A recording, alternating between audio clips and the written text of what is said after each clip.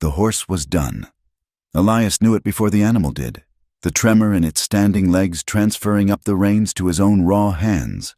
He had been riding south for 6 weeks, chasing a horizon that promised nothing but more heat. And Arizona Territory was delivering on that promise with a vengeance. The sun, a merciless white eye, had baked the high desert floor into a cracked porcelain skillet. The air smelled of dust, hot iron, and the distant, bitter spice of greasewood. Elias shifted in the saddle, the leather groaning under his weight. His own body felt cured as jerky, his skin tight across his cheekbones, his throat lined with alkali grit. He was a man worn smooth by the wind, his features hard to distinguish from the landscape itself until you were close enough to see the pale gray of his eyes that looked tired of seeing. He topped a low, sun-scorched swell of earth, and there it was, Barren Ridge. It was less a town than a scar, a handful of weathered pine and flat-topped adobe buildings clinging to the banks of a dry wash. It huddled under a massive fist of red rock, looking small and temporary. A cluster of tents and crude shacks spilled off its north end, likely miners or railroad men. This was a border town, which meant it served 3 purposes: to sell whiskey that could strip paint, to buy cattle that had been stolen, and to bury men who asked the wrong questions. Elias wanted none of it, but the canvas bags on his pack mule were flat. He needed flour, coffee, cartridges, and maybe a bottle of something strong enough to wash the memory of the last 500 miles out of his mouth. More than that, he needed a night where he was not moving. He nudged the horse forward, the animal letting out a long, weary sigh. The main street was axle-deep in fine, pale dust that rose in lazy clouds around his horse's hooves. A few men watched him pass from the shade of a mercantile's wooden awning, prospectors by their burned-out look. Faces hidden under brims of sweat-stained hats. They looked too tired to be trouble. A blacksmith's hammer rang out a steady, lonely rhythm. He passed the assay office, the land office with its peeling paint, and a barber shop that advertised hot baths for 50 cents. He stopped at the livery stable first. The hostler, a kid no older than 16 with a face like a dried apple, took the reins. "Just water and feed for the horse, grain for the mule," Elias said. His voice was rough, rusted from disuse. "I want 'em inside, out of the sun." "Yes, sir. That'll be $2. Elias pulled a worn leather pouch from his saddlebag, fished out the coins, and dropped them into the boy's hand. He didn't look at the horse as he turned away. It was easier not to. He stood on the street, the late afternoon sun beating on his shoulders. He needed a drink. He needed a meal that had not been cooked in his own skillet. He saw the sign across the street, swinging on one hinge. The Gilded Scorpion. Faint, tinny notes from a poorly played piano spilled out, along with the requisite shouts of a card game gone sour. He pulled his hat lower, crossed the dust, and pushed through the bat-wing doors. The saloon was dark, the air thick and hot. It smelled of stale beer, unwashed bodies, tobacco smoke, and the faint, sweet, sickly odor of cheap perfume. It was busy for a weekday. Miners in canvas pants, cattlemen with loud spurs, and a few men who were nothing at all, men who lived by the gun, lined the long mahogany bar. Elias ignored them all, moving to the farthest, darkest corner of the room, taking a chair that put his back to the wall. It was an old habit, one that had kept him alive more than once. A woman moved through the haze. She was wiping down a nearby table, her back to him. She wore a simple calico dress, the color washed out to a pale, indeterminate gray. Her hair, the color of dark honey, was pinned up, but strands of it had escaped, clinging to the damp skin of her neck. When she turned, he saw her face, and he understood why a place like this kept her. She was beautiful, but it was a beauty that had been mistreated. There was a fineness to her bones, her jaw, her nose. That spoke of better stock than Barren Ridge. But her eyes were ancient. They were the color of the desert sky just before darkness, a deep, bruised violet, and they held an exhaustion so profound it settled on him like a physical weight. She looked like a thoroughbred mare forced to pull a coal wagon. She picked up her rag and a tray of empty glasses and moved to his table. "Whiskey," Elias said, before she could ask. She nodded, not meeting his gaze. "Bottle or a glass?" Her voice was low, tired, and held no trace of the false cheer the other barmaids were using. "Glass. And a steak, if the cook ain't too drunk." "He's always drunk," she said, still looking at the table. "But he can find the skillet." She walked away, her hips moving with a weariness that belied her youth. Elias watched the men at the bar. Their eyes followed her, hungry and assessing. She seemed to have perfected the art of moving through their gazes without acknowledging them, a ghost in her own life. Elias was not like them. He was quiet, still, his clothes coated in trail dust, not saloon grime. He hadn't shaved in a month, but his gear was clean. His pistol was worn smooth at the grip, not shiny and new. He nursed his whiskey when she brought it, the fiery liquid cutting a clean path down his throat.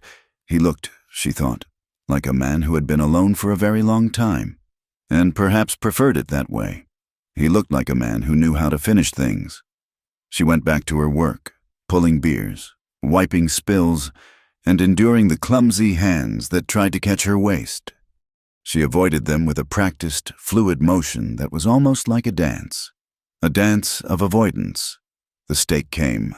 It was tough, burned on the outside and bloody in the middle, but it was hot, and it was beef. Elias ate slowly, methodically, his gaze sweeping the room, noting the exits, the faces, the weapons. He was just a man passing through, but the world was a tangle of trouble, and he had a deep-toed instinct for sniffing it out before it found him. The trouble found him anyway. It was full dark when the doors to the Gilded Scorpion slammed open. Crashing against the interior walls, the piano music died in a discordant jangle of keys. The loud talk ceased. 3 men filled the doorway. They were not miners. They were not ranchers. They were the kind of men who took and who enjoyed the taking. They wore range clothes, thick with dirt, and their gun belts were slung low and tied down. The one in the lead was a big man with a face like a poorly carved piece of wood, splinters of beard covering a weak chin. His eyes, small and black, scanned the room before landing on the bar. His name was Harkin, and he worked for a man who owned the valley, or at least thought he did. "Where is she?" Harkin's voice was a wet growl. The bartender, a portly man with a nervous twitch, gestured with his chin toward the back room. "Clara," Harkin bellowed, "get your worthless hide out here. We're leaving." The barmaid, Clara, emerged from the storeroom, her arms full of clean glasses. When she saw the men, her body went rigid. It was not just fear Elias saw in her, though there was plenty of that. It was a cold, deep, paralyzing terror, the kind a rabbit feels when it hears the hawk's shadow pass over. The glasses in her hands began to tremble, a tiny, rattling sound that was painfully loud in the silenced room. "I told you, Harkin," she said, her voice shaking but trying for defiance. "I ain't going back. I'm paid up." Harkin laughed, a short, ugly bark. He stalked toward her, his spurs ringing on the floorboards. "You ain't paid up. You're never paid up. Luther says you're his property, and he wants his property back." He reached her in 3 strides and grabbed her arm, his fingers digging in. "You belong to Luther Ray!" Clara cried out, a sharp intake of breath and pain. She tried to twist away, but he held her fast. "Let go of me! I ain't—" "You ain't nothing but what he says you are," Harkin sneered and began to drag her toward the door. Elias watched. He felt the old, familiar sickness rise in his gut, the sickness of involvement. He looked down at his glass. This was not his fight. This was not his town. He had ghosts of his own to wrestle. He did not have room for hers. He had learned, the hard way, that stepping in only got people killed. He had learned that the night his brother, young Daniel, had swung from a cottonwood for a fight Elias had started. He closed his eyes. He would finish his drink, and he would leave. But the woman was fighting. She was not screaming for help. She was fighting, kicking at Harkin's shins, clawing at his hand, a wildcat in a snare. "Get off me, you son of a—" Harkin backhanded her. The sound was sharp, A crack that echoed in the saloon.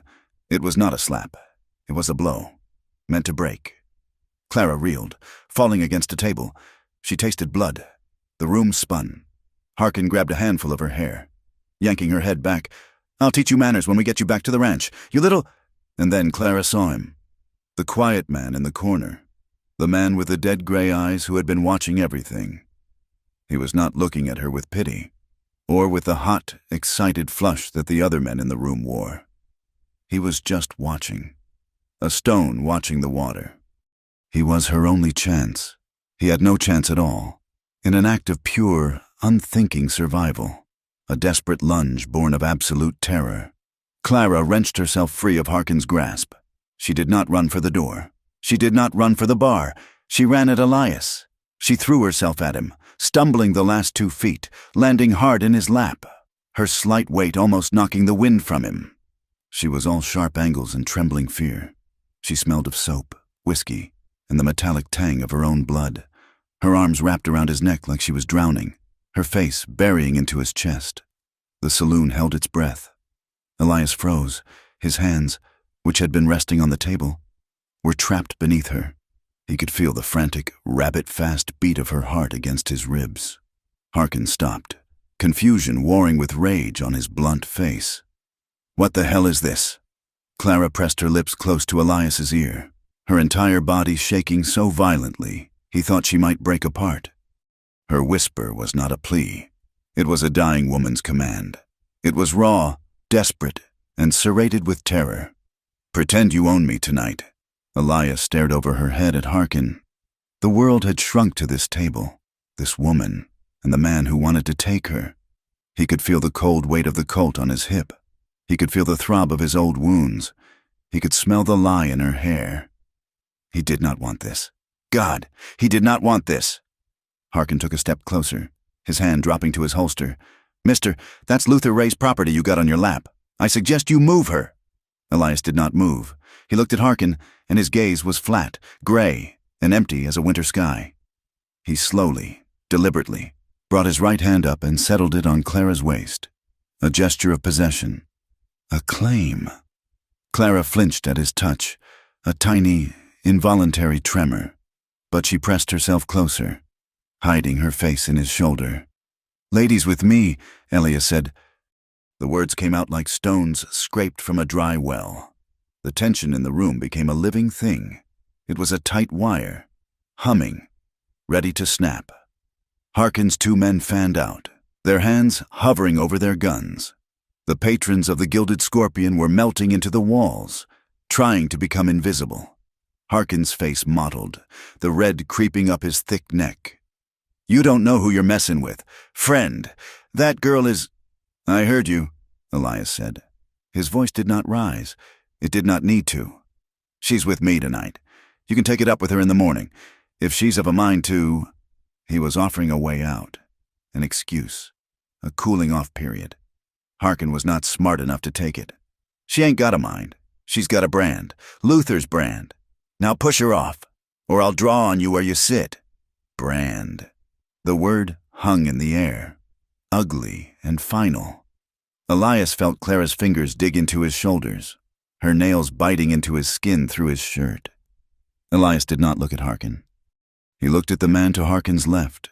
He looked at the man to his right. He calculated the distance. He counted the heartbeats. "Then you'd best draw," Elias said. Silence. The man on the left licked his lips.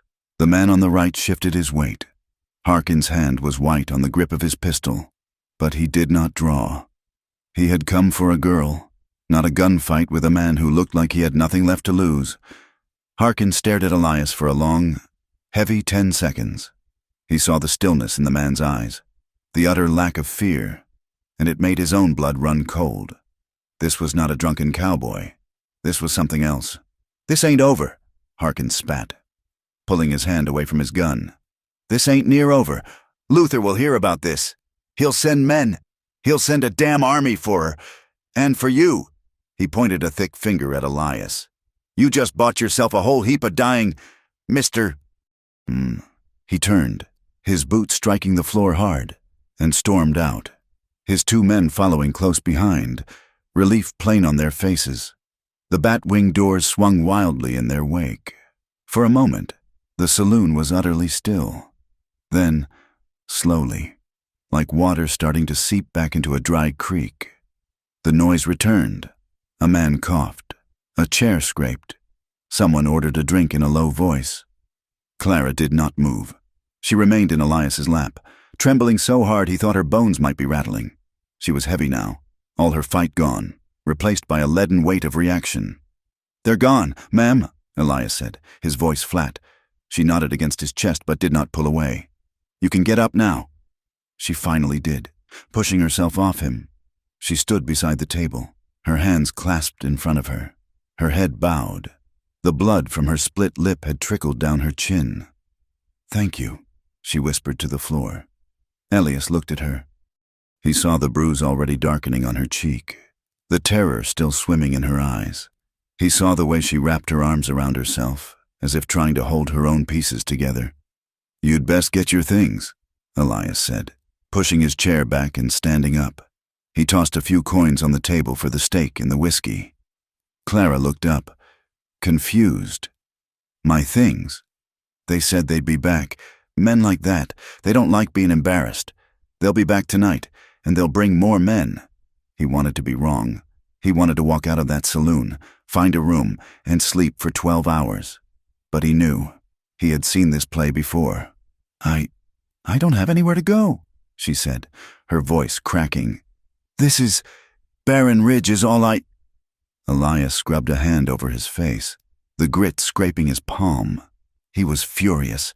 Furious at Harkin, furious at this Luther Ray, furious at this woman for choosing him, furious at himself for letting her— "Is there a place we can talk? Somewhere private?" She nodded, biting her cut lip. "The storeroom." She led the way, a small lamp in her hand. The storeroom was little more than a closet, smelling of potato skins, damp earth, and spilled beer. She shut the door, plunging them into near darkness, lit only by the smoky, flickering flame. "What's your real name?" he asked. She hesitated. "It's Clara. It's close enough. My name doesn't matter." "It matters to them," Elias said. "Who is Luther Ray?" He owns the valley, the Canted Tea Ranch. He owns the sheriff. He owns the judge. He thinks he owns me." "And does he?" She met his eyes then, and he saw a flare of the fire she'd shown earlier. "No, not ever." "Why are you here, hiding as a barmaid?" "I ran," she said simply. "I've been running for 3 months.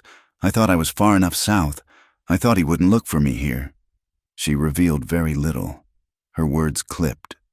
She spoke of the ranch as a place where she was kept like property, a place she could never be taken back to. She mentioned a false name, but would not give her real one. Elias looked at her in the dim, shifting light. He saw the bruises Harkin had left, and he saw others, older, faded, yellow-green bruises on her arms, marks that were not from working in a saloon. He saw the fear in her eyes. It was not the fear of a beating. It was the fear of a cage. "I don't want trouble," Elias said, and the words tasted like a lie. "I was just passing through. I need supplies. I need a night's sleep." "Then go," Clara whispered, tears welling in her eyes and tracing paths through the grime on her face. "Go, get your horse and ride out. Don't let them see you. I'm not worth your life. Mister, I don't even know your name." "Elias. Elias," she repeated, tasting the name. "You did more for me than anyone ever has. Now go." He should have turned, walked out that door, gotten his horse, and ridden into the dark. He should have forgotten the smell of her fear and the desperation in her voice. He was good at forgetting. He had made a life out of it. But he looked at the bruises, and he saw his brother's face. He saw all the people he had failed to protect, the fights he had lost. He said nothing. He just nodded, opened the storeroom door, and walked back into the saloon. Clara watched him go, a cold dread settling in her stomach. She thought he had left. She thought he had taken her advice. Elias did not go to the livery. He went back to his table. He sat down, his back to the wall, and he ordered another whiskey. And he waited. Clara went back to work, her hands shaking so badly she could barely pour the drinks. The saloon owner, a man named Hobbs, hissed at her. "You brought trouble, girl. You get this sorted, or you're out." "It's sorted." She lied. The night wore on. The clock on the wall ticked past 10, then 11. The saloon began to empty. The miners left. The card game broke up. Soon, it was just Elias, the bartender Hobbs, and Clara. "We're closing," Hobbs said, wiping the bar. Elias didn't move. "You hear me, mister? I said we're—" The back door of the saloon splintered open, kicked off its hinges. It wasn't 3 men this time. It was 6. Harkin was in the lead, his face a mask of cold fury. He was not drunk. He was cold and sober, and he was not here to talk. "We'll take her," Harkin growled. "And him." 2 men grabbed Hobbs and threw him over the bar. 2 more lunged for Clara. She screamed, a raw, tearing sound, and threw a bottle. It missed, shattering against the wall. Harkin and another man went for Elias. Elias was not waiting. He had been waiting all night. He kicked the table over, the heavy wood crashing into Harkin's legs. The other man raised his pistol. Elias already had his drawing. The gunshot was deafening in the enclosed space. It was not Elias's gun. Clara screamed again. Elias looked down. There was a burning, searing pain in his left side. A dark stain was already spreading on his shirt. He gritted his teeth, raised his own pistol, and fired. Not at the man who shot him, but at the man closest to Clara. He aimed for the leg. He hit it. The man went down, screaming, clutching a shattered knee. Harkin recovered, shoving the table aside.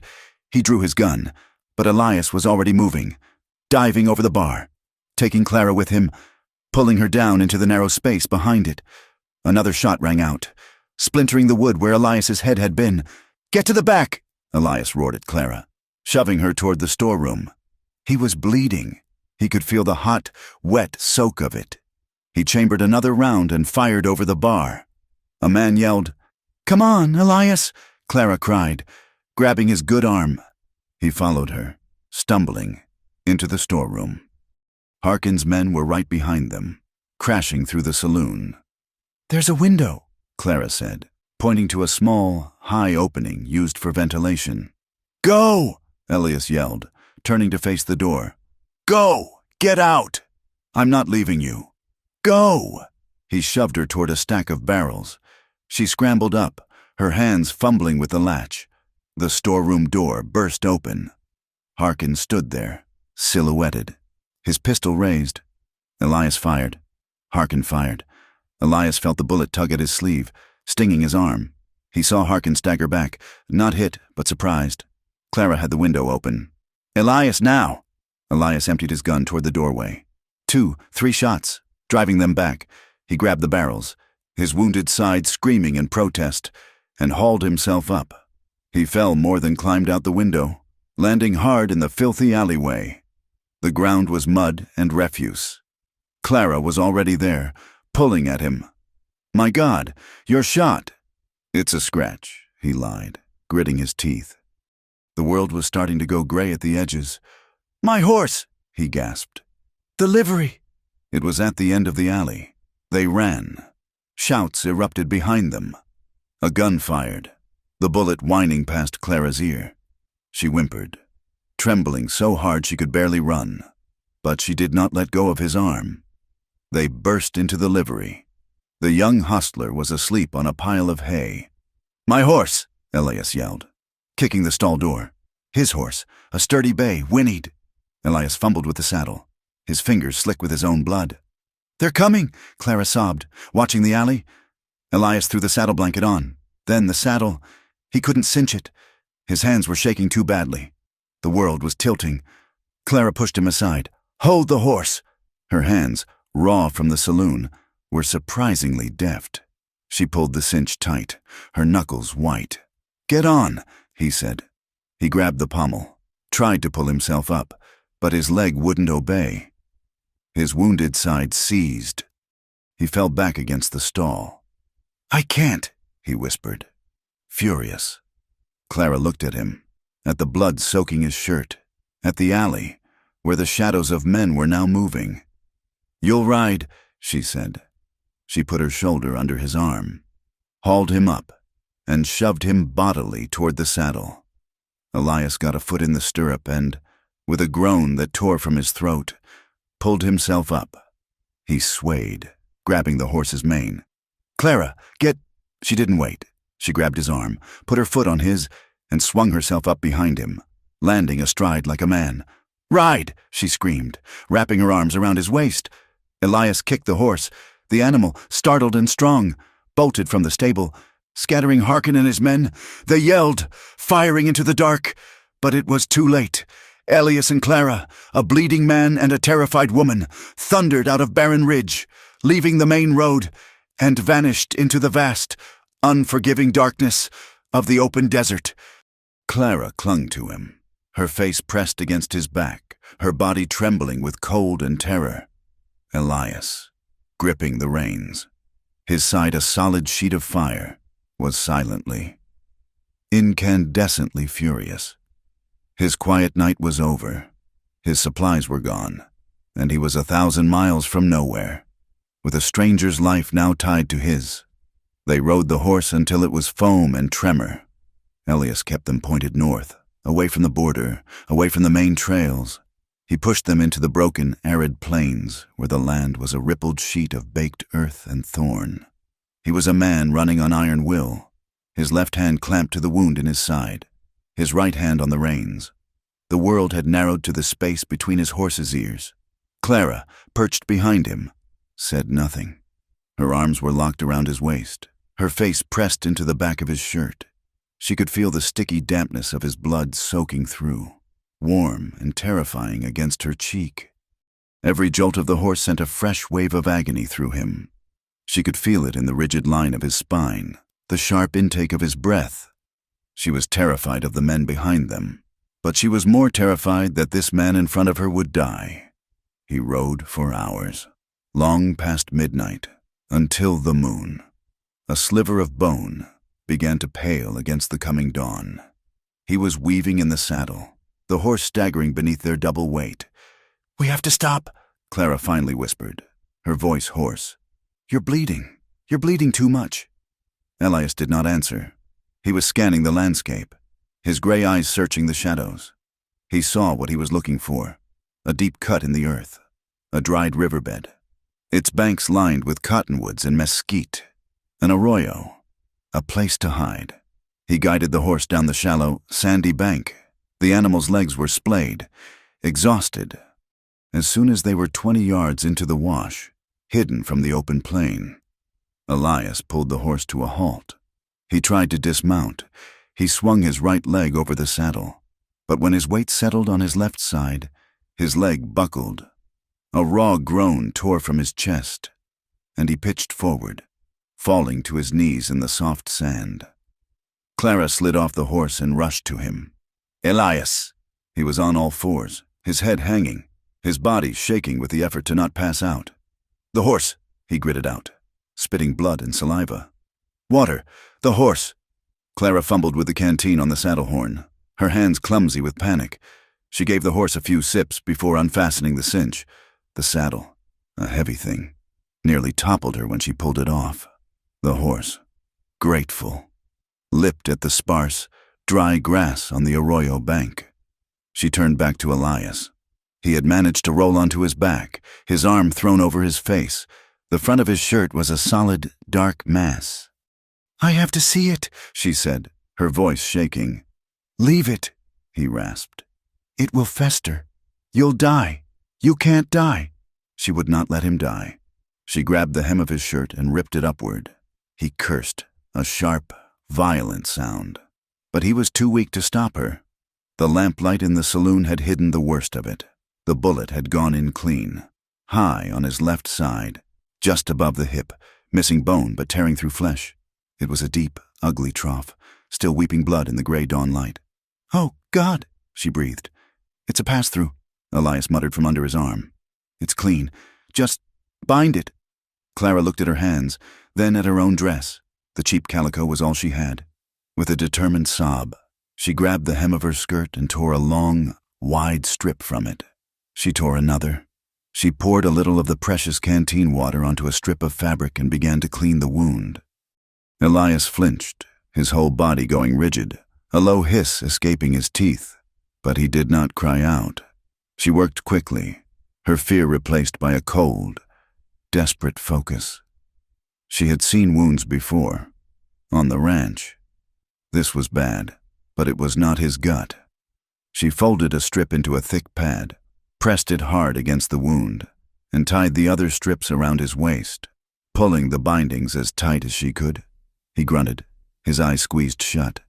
"It's done," she said, her voice trembling. Elias moved his arm from his face. He looked at her. Her dress was torn. Her face was streaked with his blood and her own tears, and her hair had fallen from its pins, tumbling around her shoulders. He saw the faded purple bruise on her cheekbone, the split in her lip. He had done this.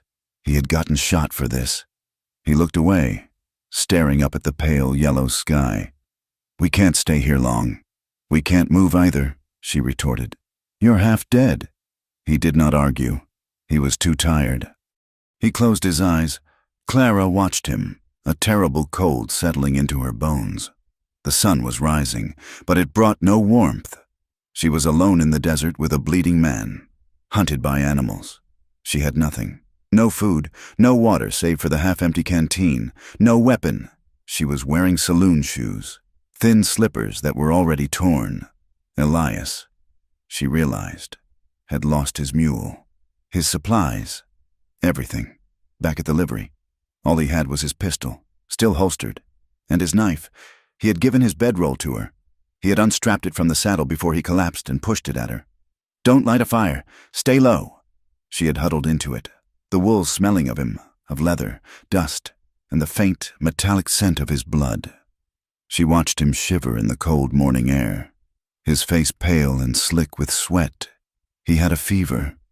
She waited until he was breathing in the shallow, rough rhythm of sleep, and then she draped the bedroll over him. He woke her by grabbing her wrist. His eyes were open, lucid, and cold as stone. He had pushed the bedroll off. "Don't," he said, his voice a rasp. "I'm fevers. I need the cold." "You're freezing," she insisted. "And you're alive. You've got no meat on you. You'll freeze first." He pushed the bedroll back at her. "Don't argue." She pulled the blanket around her shoulders. Defeated. The sun was higher now, beating down into the arroyo, and the cold had been replaced by a familiar, baking heat. "They'll follow us," she whispered, looking up at the ridge. "They'll see the tracks." "Let them," Elias said. He had pushed himself into a sitting position against the sandy bank. His face was gray, but his eyes were clear. "We're in the wash. Tracks will be hard to find in the open. They'll expect us to follow the road. We ain't." "Who are you?" she asked, her voice small. Why did you help me?" Elias looked at his hands. They were scraped raw from his fall. I just got in the way." "They shot you." "It wasn't the first time."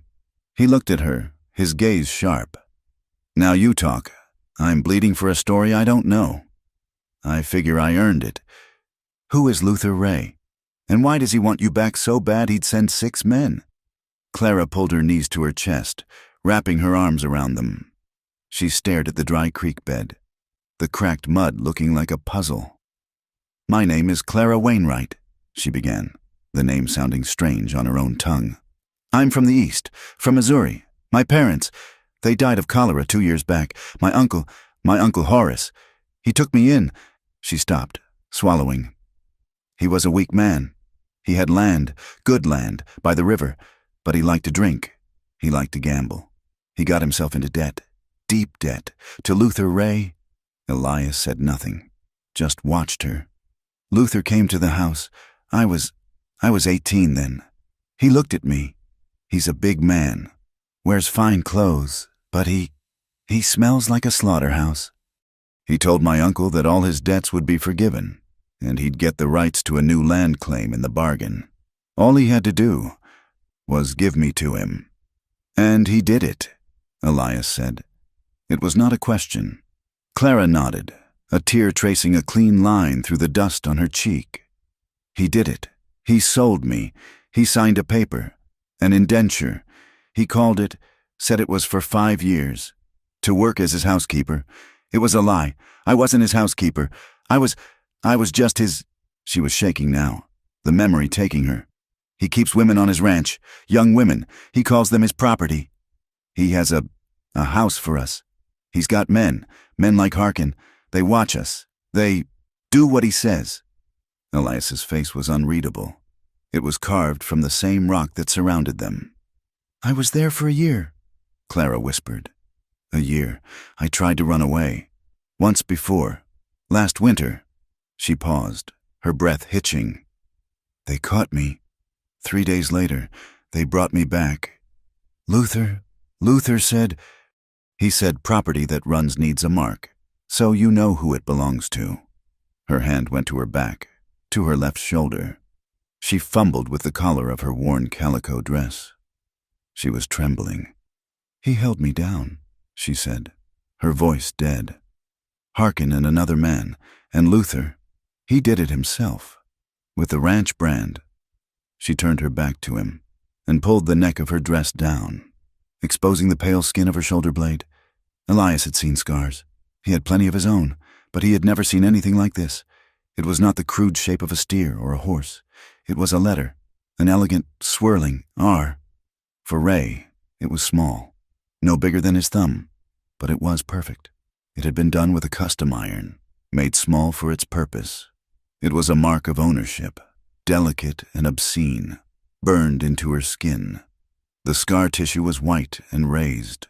He felt a sickness rise in his throat, a cold, black rage that was deeper than his pain. It was the rage of his youth, the fury that had cost his brother his life, the fury at men who took, at men who owned, at men who believed the world was theirs to break. Clara pulled her dress back up, her shoulders hitching. She did not turn around. I waited, she said, her voice muffled. I waited 3 months. I smiled. I did what he said. I made him think I was broken, that I accepted it. And then, one night, I just ran. I stole a kitchen knife and a little food, and I ran. I walked for a week. I've been running ever since. I ended up in Barren Ridge. I thought he wouldn't look for me that far south. She finally turned to face him. Her eyes were desperate. He will never stop looking. That's why you have to leave me. You have to. He will kill you just for being with me. He'll kill you for what you saw. Elias looked at the scar, now hidden by the dress. He looked at her bruised face. He thought of the men in the saloon of Harkin. He did not speak of his past. He did not tell her about Daniel, or the railroad men, or the land he had lost. He did not tell her that her story felt like a piece of his own, cut from the same blighted cloth. He just looked at the horizon. I ain't leaving you. But you can't. We can't. We're going to a place called Drywell, he said, cutting her off. His voice was final. It's 2 days north of here. I got a contact there, a man named Jedediah. He's good at making people disappear. We get to him. He can get you on a stage, or a train. Get you east. Get you clear. He tried to stand, gritting his teeth. Clara was at his side, helping him up. You can't ride, she said. I can't stay, he countered. They'll find this place by noon. We ride slow, but we ride. The next 2 days were a blur of sun and pain. They walked more than they rode, sparing the horse, saving its strength. Elias was a grim, silent shadow, his face a mask of pain. He would ride for an hour, then walk for an hour. His hand pressed to his side, Clara walked beside him, her thin shoes falling apart on the rock. On the afternoon of the second day, they were crossing a narrow, rocky pass in the foothills. Elias was leading the horse. Clara was a few yards ahead, looking for a break in the rocks, a place to rest. She stopped. Elias. What's that sound? It was a sound like dry leaves shaking in a wind that did not exist. A dry, high-pitched, steady rattle. Elias froze. His eyes scanned the rocks by Clara's feet. Don't move, he whispered. Don't move, Muscle. She saw it, coiled in the shade of a dappled boulder. Not 5 feet from her was a diamondback. It was massive, as thick as a man's arm, its triangular head poised, its tail a blur. Clara's breath seized in her chest. She could not speak. She could not breathe. "Clara," Elias said, his voice terrifyingly calm. "I'm going to walk up, to your left. When I do, I want you to take 1 step back. Just 1. I can't," she whimpered. "You can." He began to move, his boots silent on the gravel. The snake's head swiveled, following him. Its rattle grew louder, more insistent. "Now," Elias said. Clara stumbled backward. In that instant, Elias moved. He did not go for his gun. He shoved her, hard, sending her sprawling onto the gravel. He took the space where she had been standing, and as he did, the snake struck, a flash of brown and yellow. Elias yelled, kicking backward. He had his knife in his hand. Clara hadn't even seen him draw it. He struck down, pinning the snake's head to the ground, the blade sinking deep. The snake's body thrashed, coiling around his leg, but he held it, pushing the knife through the rock and spine. It was over in seconds. The snake went limp. Elias was breathing hard. Clara scrambled to her feet. "It got you! Elias, it got you!" He looked down. His boot was torn. There was a long scratch on his ankle, just above the leather, beaded with blood and venom. "No," he grunted, shaking his head. "It grazed me. Fangs tore the boot." Clara rushed to him. She grabbed his canteen and, ignoring his protests, knelt and poured the last of their water over his ankle, washing the venom away. "Clara, damn it, that's all the—" "Be quiet," she snapped. She ripped another, smaller piece from her ruined skirt and wiped the wound clean.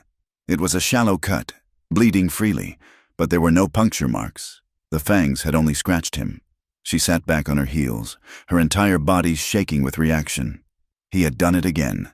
He had put himself between her and death. He stood over her, breathing hard, his hand on his wounded side. He looked down at her, at the top of her head, her dark honey hair wild with dust and twigs. She looked up at him. Her violet eyes were wide, full of a raw, terrified gratitude. They stayed that way for a long moment. The desert was silent, save for the wind whistling through the rocks. The tension between them was no longer just fear. It was something else, a current, running hot and fast. He saw her, really saw her, not as a victim, not as a job, but as a woman with a fire in her that matched his own. She saw him, not as a savior, but as a man just as broken as she was, trying to hold the world at bay. Elias was the one who broke it. He pulled away, his face hardening. He grabbed the dead snake by the tail. "We should cook that," he said, his voice rough. "Can't waste the meat." He turned and walked back to the horse, leaving her kneeling in the dust. They reached Drywell late the next day. It was not a town. It was a clearing in the highlands, a cluster of pines, and a single cabin, or what was left of it. Elias stopped the horse, his heart sinking. The cabin was a pile of charred, smoking logs. The roof was gone. The stone chimney stood alone, a black monument to a disaster. The air smelled of soot and death. "No," Elias whispered. Clara came up beside him.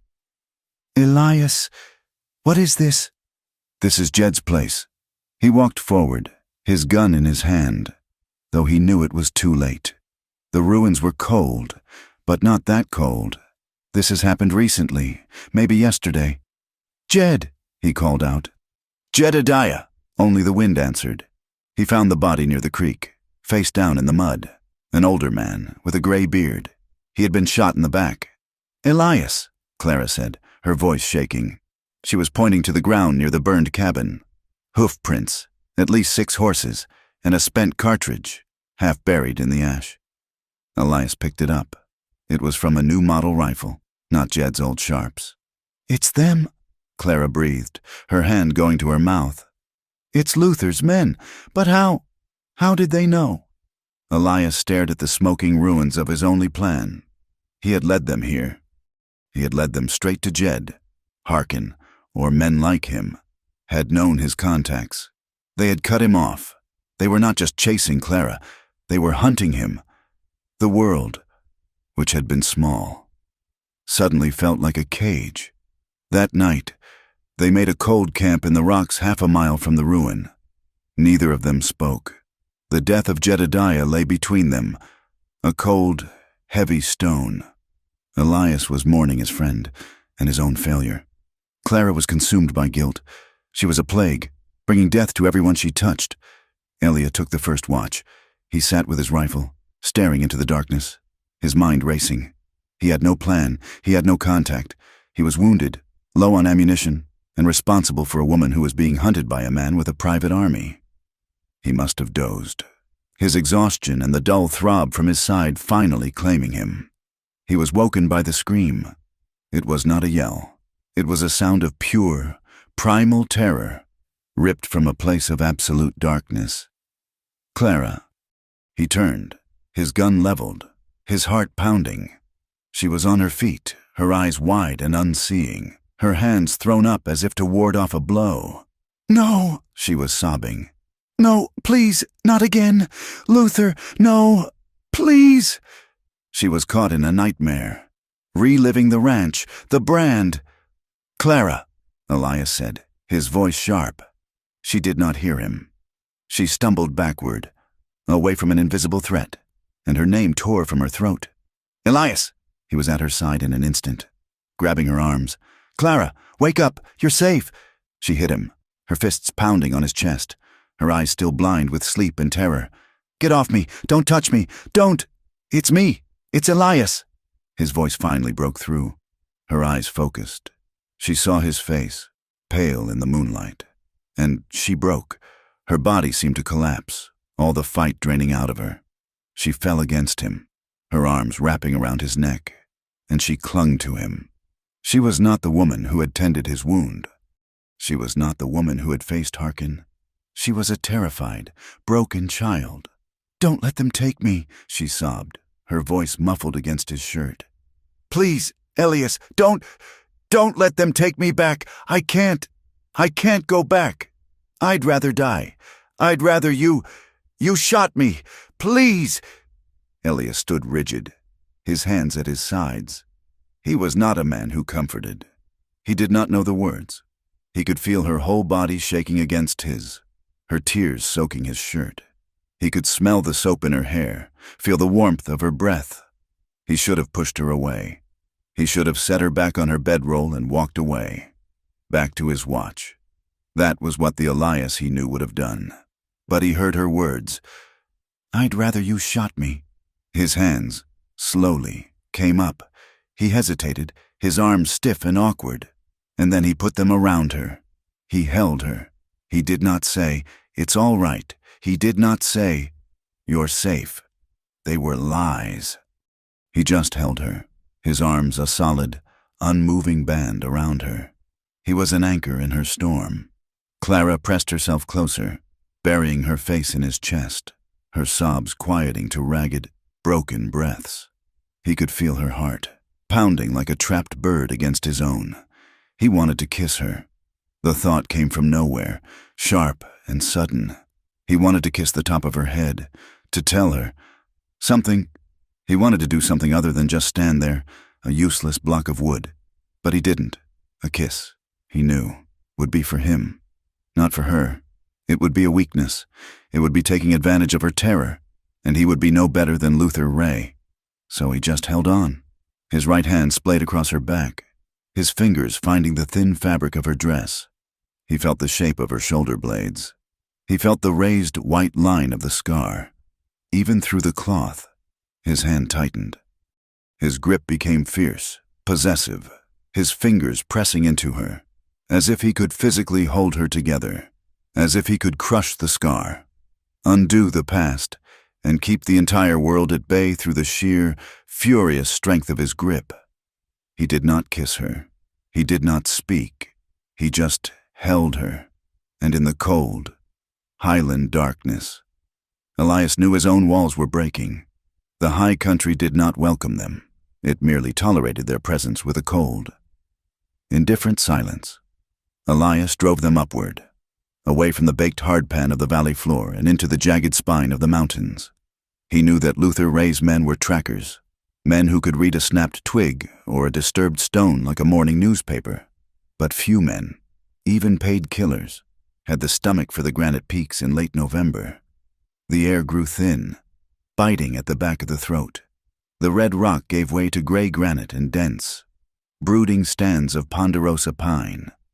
The sky, previously a bleached denim, lowered into a heavy, iron-colored ceiling. By the third day of their ascent, the snow began. It did not start gently. It came in hard, horizontal sheets, driven by a wind that screamed through the canyons. "We can't keep moving," Clara shouted over the wind. She was wrapped in Elias's bedroll, shivering so violently her teeth clicked together. The horse was struggling, plunging chest-deep into drifts that had accumulated in the lees of the rocks. Elias wiped ice from his eyelashes. He spotted a structure half buried in a grove of aspen, a low, squat shape of rough-hewn logs. It was a hunter's shack, likely abandoned years ago by a trapper who had either moved on or died in a winter just like this one. "There," Elias pointed. They broke the door in. It was hanging by a single leather hinge. The inside smelled of ancient wood smoke, rat droppings, and damp earth, but it was out of the wind. There was a stone hearth, a crude table, and a sleeping platform raised off the dirt floor. Elias saw to the horse first, stabling it in a lean-to against the east wall, rubbing the animal down with a handful of dry moss before he tended to himself. His side was a dull, throbbing ache that never truly slept, but the cold seemed to numb the worst of it. For the next week, the shack became their entire world. The storm locked them in, burying the world outside in 3 feet of white silence. Survival became a simple, brutal equation: heat and food. Elias took the rifle and vanished into the white each morning. He moved like a ghost, ignoring the pain in his side, hunting the snowshoe hares and the grouse that sheltered in the pines. He returned with game more often than not, his hands red with cold, his beard frosted with ice. Clara took charge of the interior. She gathered deadfall from the edge of the clearing, breaking the wood with a heavy stone when her hands were too numb to snap the branches. She patched the holes in the chinking with mud and moss she dug from under the snow. She kept the fire alive, feeding it as if it were a demanding god. The isolation was absolute. At night, the wind died, and a silence so profound settled over the mountain that Clara could hear the blood rushing in her own ears. Then, the wolves would start. They were close. Their howls rose from the valley below, long, mournful cries that echoed off the canyon walls. Speaking of hunger and the hunt, Clara huddled closer to the fire, her eyes wide. "They sound like they're right outside the door." Elias was cleaning his rifle, the smell of oil and solvent sharp in the small room. "They're a mile off. Sound carries in the snow." "They're hunting?" she whispered. "Everything up here is hunting," Elias said, not looking up. "Or hiding."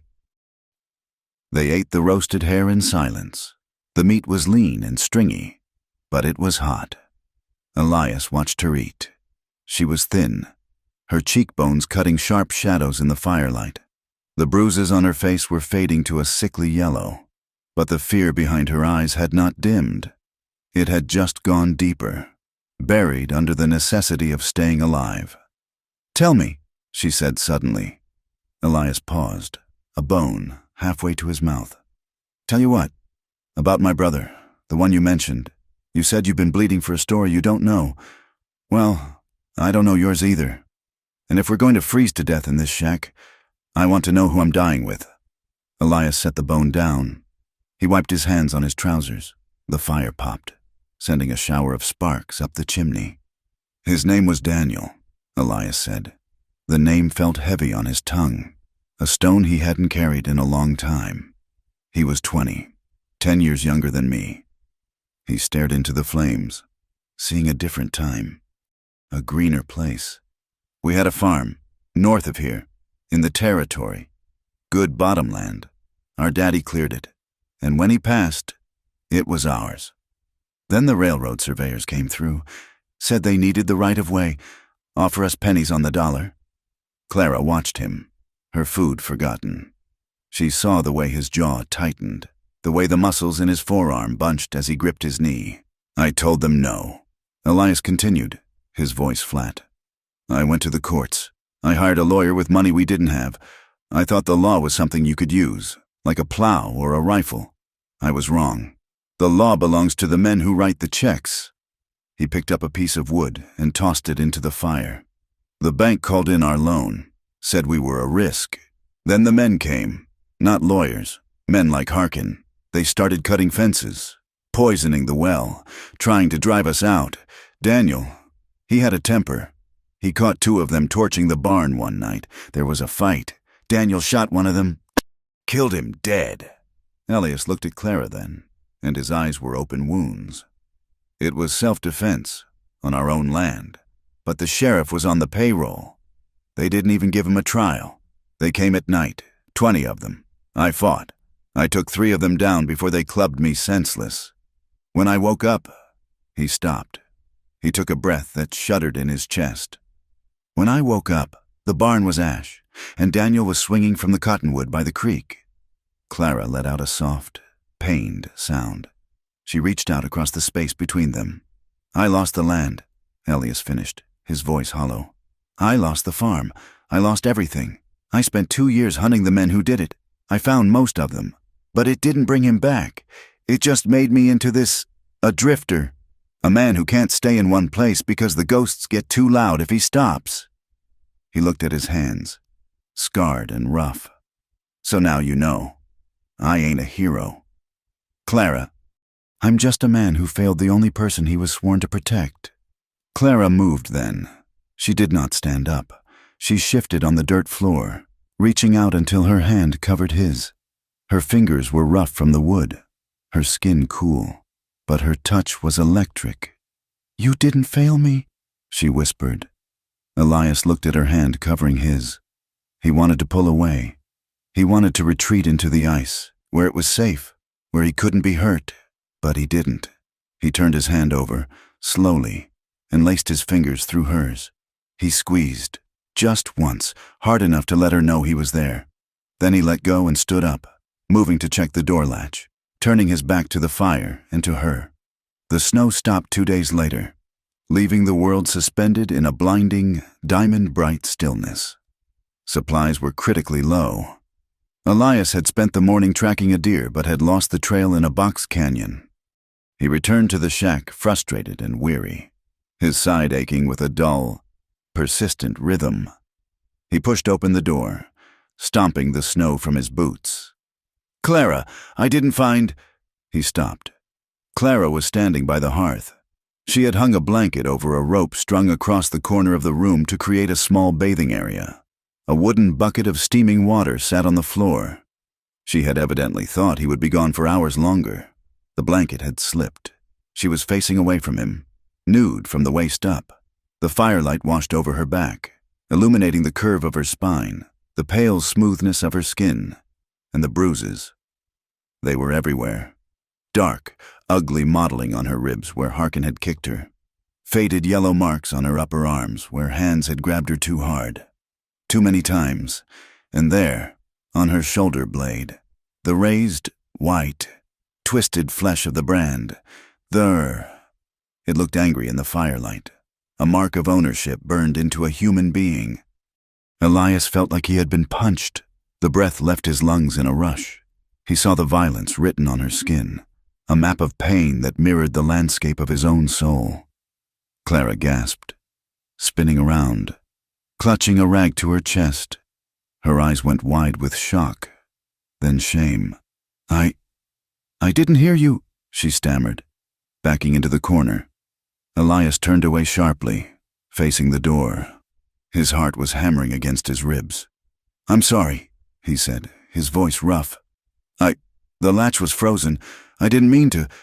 It's fine, she said, her voice small and tight. Just give me a moment. He stood there, staring at the rough wood of the door. his hand gripping the latch until his knuckles turned white.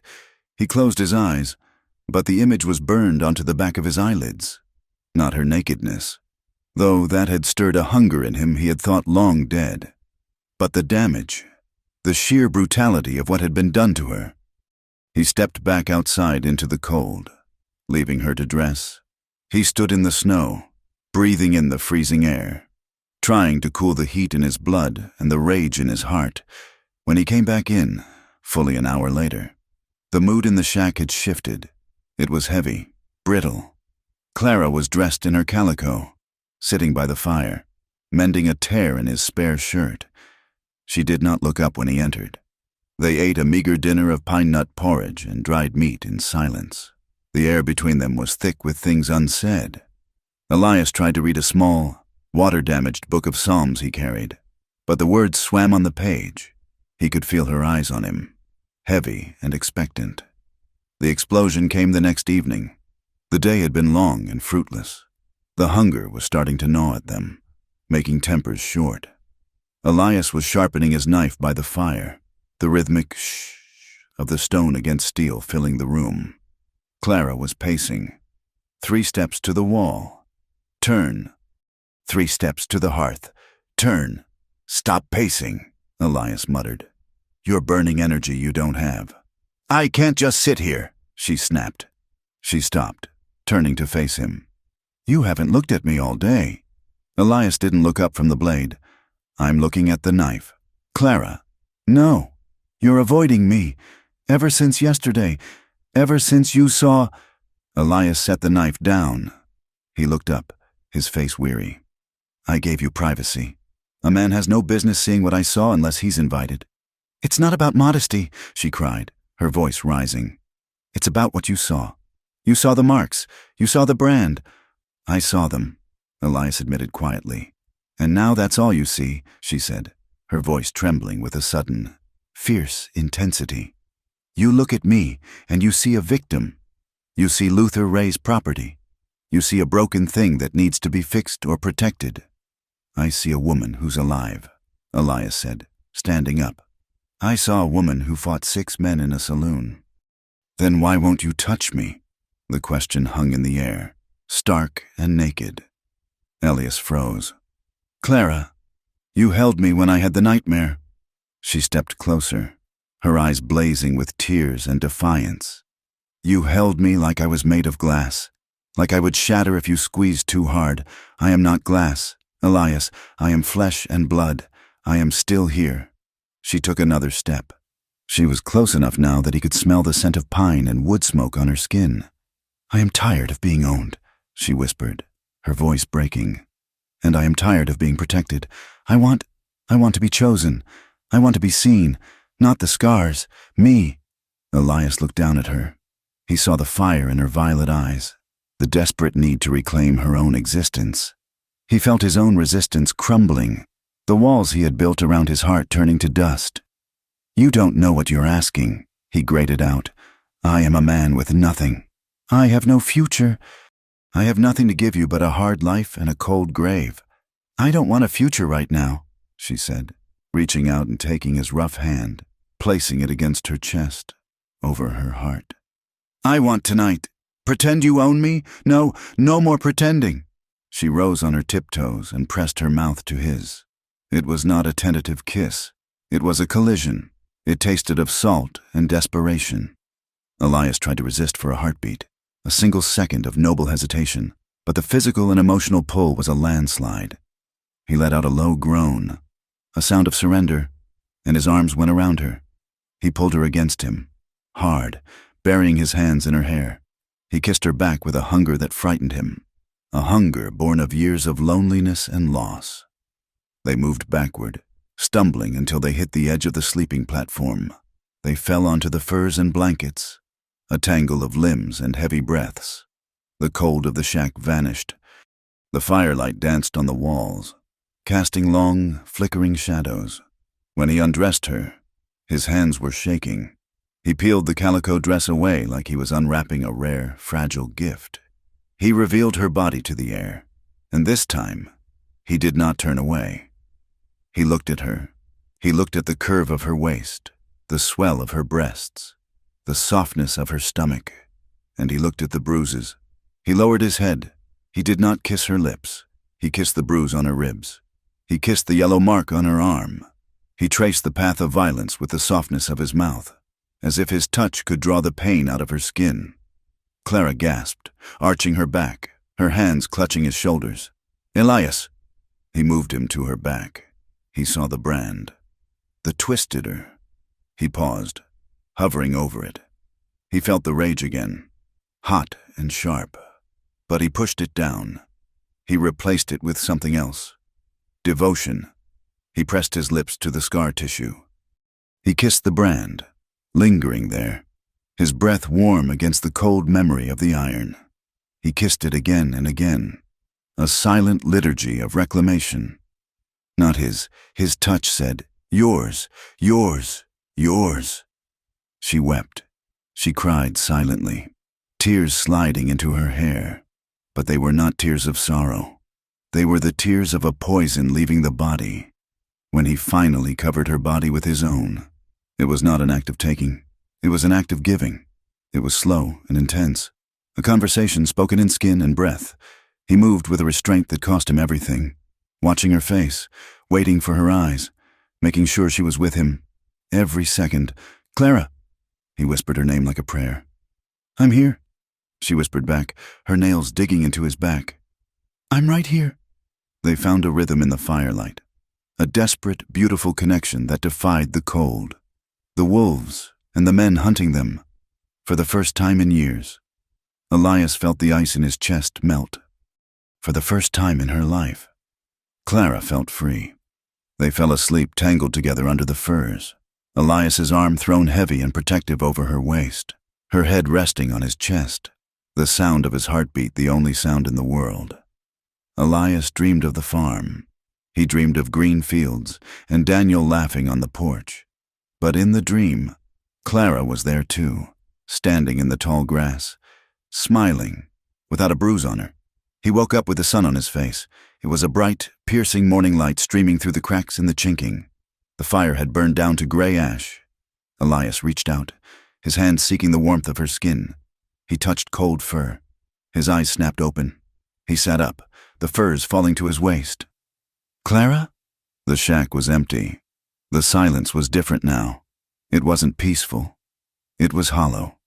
He swung his legs out of the bed, ignoring the stiffness in his wounded side. He scanned the room. Her dress was gone. Her boots were gone. The wooden bucket was overturned. On the rough-hewn table, held down by a heavy stone, was a scrap of paper. It was torn from the back of his psalm book. Elias walked to the table, his legs feeling like lead. He picked up the paper. The handwriting was small, cramped, written with a piece of charcoal from the fire. "Elias, last night was the only true thing I have ever known. You made me feel whole, but I know who you are. You are a man who stays and fights until he dies. If I stay, they will come, and you will fight them, and they will kill you, just like they killed your brother, just like they killed your friend. I cannot be the reason you lose everything again. I am going back. I will surrender at Barren Ridge. If I give myself up, maybe they will stop hunting. Maybe you can live. Don't follow me. Please, let me save you this time." Clara Elias stared at the note. His hand crumpled the paper into a tight ball. He looked at the empty room. He looked at the bed where the imprint of her body was still visible in the furs. A sound tore from his throat, a roar of pure, unadulterated fury and grief that shook the dust from the rafters. He slammed his fist onto the table, the wood cracking under the blow. She had left to save him. She had ridden back into the mouth of the wolf to keep him from bleeding. He turned and grabbed his gun belt, buckling it on with trembling hands. He grabbed his coat. He grabbed his rifle. She thought she could end this by surrendering. She thought she could trade her life for his peace. She was wrong. He kicked the door open. Stepping out into the blinding snow, the tracks were there, fresh and deep, leading south, leading back to hell. Elias didn't feel the cold. He felt only the fire. He began to run. He ran the horse until its lungs burned and its legs trembled, But he did not stop. He was not a man. He was a vessel for a single, cold fury. Elias followed the tracks south, down from the frozen highlands. His own body a screaming chorus of pain. The wound in his side, reopened by the night of passion and the morning's desperate discovery, was a hot, wet patch under his coat. He ignored it. He ignored the wind that cut his face and the snow that blinded him. He saw her trail. She was following the path of least resistance, the fastest way down. Back to the valley, back to Barren Ridge, back to her own execution. The note was a lead weight in his pocket. I cannot be the reason you lose everything again.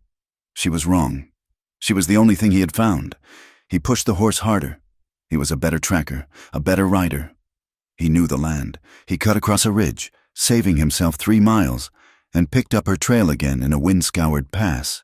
She was only an hour ahead, but she was not alone. He saw the other tracks. 3 riders, shod horses, coming up from the south. They had cut her trail. They were on her. Elias stopped. The rage became something else, something cold, precise and empty. The same feeling he'd had when he hunted the men who had killed Daniel. He was no longer saving her. He was avenging her. Clara heard the horses before she saw them. She had been riding for hours, her body numb, her mind a frozen blank of resolve. She was going to find Harkin, or the sheriff, or whoever wore Luther's leash in Barren Ridge. She would trade herself for Elias's life. It was a simple, clean transaction. The canyon walls rose up around her, a narrow cut of red rock that amplified the sound. The hoofbeats were behind her, and in front. She pulled Elias's horse to a halt, her heart a trip hammer in her chest. Harkin rode out from the rocks in front of her. His arm was in a sling, his face a mottled, purple mask of hatred. Well, he spat, his voice a wet growl. Look what the wind blew in, the runaway mare.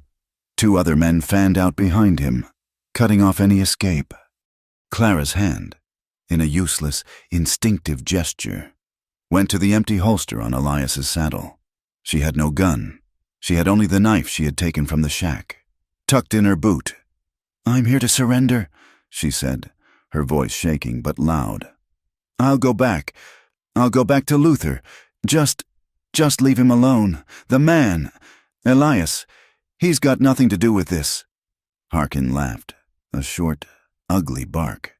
You think you can make deals? You're nothing. You're meat, and you just got your man killed. We were hunting him, found you instead. Saves us the trouble. He rode closer, his eyes raking over her. Luther wants you back. He's going to make an example of you. He said to bring you back, but not to be gentle. He backhanded her, a hard, ringing blow that snapped her head back and sent her tumbling from the horse. She landed hard on the frozen ground. The air knocked from her lungs. She tasted blood. Again. Get up, Harkin growled, dismounting. What about the man, Harkin? One of the others asked. A skinny man with a face like a weasel. The one who shot up the saloon. He's dead, Harkin said, kicking snow into Clara's face. He's wounded. In this cold, he's buzzard food. Now, let's tie her up. I'm going to enjoy this ride back. He grabbed a handful of her hair, yanking her head up. You cost me a good man, girl. You cost me my arm. I'm going to take it out of your hide, piece by piece. He raised his fist. The shot was not a bang. It was a crack, like a giant whip, echoing from the rim of the canyon high above. Harkin's head did not explode. He did not cry out. He simply looked surprised. A small, dark hole appeared in the center of his forehead. He crumpled, his heavy body falling across Clara's legs, dead before he hit the ground. Clara screamed. What the hell? The weasel-faced man yelled. Fumbling for his rifle. Another crack. The man spun around, clutching his chest, a look of comical surprise on his face. He toppled from his saddle. The third man, panicked, wheeled his horse, firing his pistol wildly at the rocks above. Where is he? Where is he? Right here! Elias's voice came from 20 yards away, behind a jumble of boulders. The man turned, and Elias stepped out. He was not on the rim. He was here. He had circled them. silent as the snow. His face was a mask of white rage. His shirt was soaked in blood. He held his pistol in a two-handed grip. The man raised his rifle. Elias fired. The man fell. Silence. The canyon was utterly still. The smell of gunpowder hung heavy and sharp in the cold air. Clara was hyperventilating, trapped under Harkin's body. "Elias," she choked out. He was on her in a second, not looking at her, his eyes still scanning the rocks. He hauled Harkin's body off her, his breath coming in ragged gasps. He grabbed her arm, pulling her to her feet. "Are you hit?" he demanded, his voice a stranger's. "No," she sobbed. "No, Elias, your side." He looked down. The front of his coat was a solid, dark stain. He had taken a bullet. The third man, in his wild firing, had gotten lucky. A high, glancing shot to the shoulder. But his old wound, the one in his side, was torn open completely. He was bleeding from two places. "It's nothing," he said, but his knees buckled. He fell against the canyon wall, sliding down into a sitting position. The pistol dropped from his numb fingers. "Elias!" Clara screamed, scrambling to him. He was pale, his lips blue, his eyes, usually so sharp and gray, were clouded. "Get the horse," he wheezed. She ran, grabbing the reins of the nervous animal. She brought it to him. "I can't," he whispered. He tried to push himself up, but his arms had no strength. "I can't ride." "You will," she cried. She was frantic. She put her shoulder under his arm, trying to lift him. It was like trying to lift a side of beef. "Clara," he gasped. "You have to go. Take the horse. Ride. Get out of here." "No, I am not leaving you. I am not leaving you." She was screaming at him, tears freezing on her face. She looked at the blood. There was so much. It was gushing from his side, bright red, staining the snow. She ripped her own dress. She tore long strips from her petticoat, her hands bloody and shaking. "Hold this," she commanded, stuffing a wad of cloth against his side. She wrapped the other strips around his torso, pulling them so tight he cried out, a raw, pained sound. "I'm sorry," she sobbed. "I'm sorry, Elias. Oh, God." She tried to stop the bleeding in his shoulder, but there was too much. He was dying. He was dying in front of her, and it was her fault. "Don't you die," she whispered, her voice a low, desperate hiss. She cradled his head in her lap, brushing the icy hair from his forehead. "Don't you die on me, Elias. You don't have permission. You hear me? You don't have permission to die." He looked up at her. His eyes were struggling to focus. He saw her face, streaked with dirt and her own blood, framed by the red rock. She was the most beautiful thing he had ever seen. He raised a hand, his glove dark with his own blood. It was a terrible effort. He cupped her cheek. His touch was cold. "Clara," he breathed. "I'm here." She wept, pressing her face into his palm. "I'm right here." He pulled her down, his strength surprising for a dying man. He kissed her. It was a weak, clumsy kiss, tasting of blood, salt, and the end of things. "You're the only thing," he whispered, his lips brushing hers, "I ever wanted to live for." His hand fell, his eyes closed. "No!" she shrieked. "Elias, no!" She shook him, but his head lolled. She put her ear to his chest, under the thick coat, under the bloody-soaked shirt. She heard it, a faint, slow, stubborn beat. He was alive. She did not know where the strength came from. It came from the rage, from the love, from the sheer, animal terror of losing him. She got him on the horse. It was not pretty. She half-dragged, half-rolled him, using the slope of the canyon wall. He was a dead weight, moaning in his unconsciousness. She got him slung over the saddle, belly down, like a deer carcass. She took the reins. She looked at the bodies. Harkin, the weasel-faced man, the other. She looked at the snow, stained crimson. Then she turned and began to walk, leading the horse out of the canyon, into the unknown. She walked all night. She walked until her boots, the thin saloon shoes, were in tatters and her feet were raw, bleeding things. She did not feel the cold. She did not feel the pain. When the sun came up, she saw it, A rise, a small hill, and on it, a wooden cross, a mission. She pulled the horse the last half-mile, her lungs on fire. She stumbled into the small, adobe courtyard and collapsed, still clutching the reins. A woman in a black habit was there, feeding chickens. She was old, her face a map of wrinkles, her eyes the same color as the desert sky. She looked at Clara, at the horse, at the bloody man slung over it. She did not gasp. She did not cross herself. "Bring him inside," the nun said, her voice practical, calm. "And use the side door. You will frighten the children." They got him onto a cot in a small, clean infirmary room. The nun, who called herself Sister Therese, cut his clothes away with a pair of shears. Clara could not watch. "He is alive?" the nun said, her hands surprisingly strong as she cleaned the wounds. "This one," she pointed to his side, "is old and angry. This one," she pointed to his shoulder, "is new, but clean. The bullet passed through." She handed Clara a bucket. "Go, wash, find the chapel, pray. I will do what I can." Clara did not know how to pray. She stumbled into the small, cold chapel, her hands and dress still stained with Elias's blood. The room smelled of old incense, cold stone, and beeswax. She fell to her knees in front of a simple wooden altar. She did not pray for forgiveness. She did not pray for her own soul. She did not know the words. She just begged. "Don't take him," she whispered to the shadows. "Take me. I was the one who was supposed to die. Take me, but let him live. He's good. He's a good man. Please, don't take him."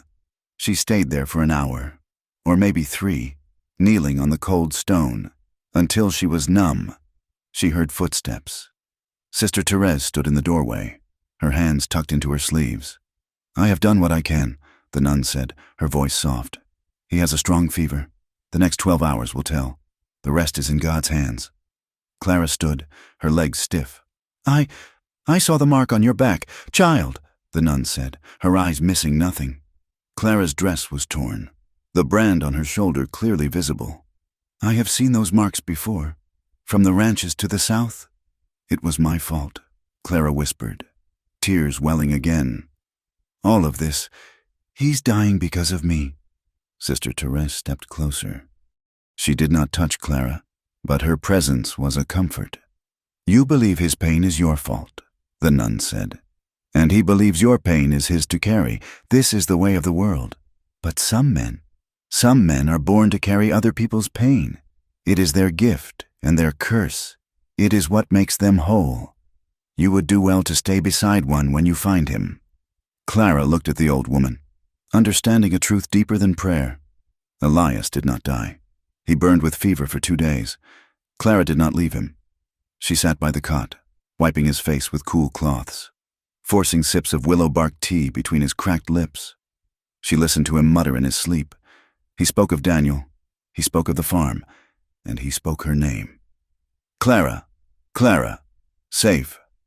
On the 3rd day, the fever broke.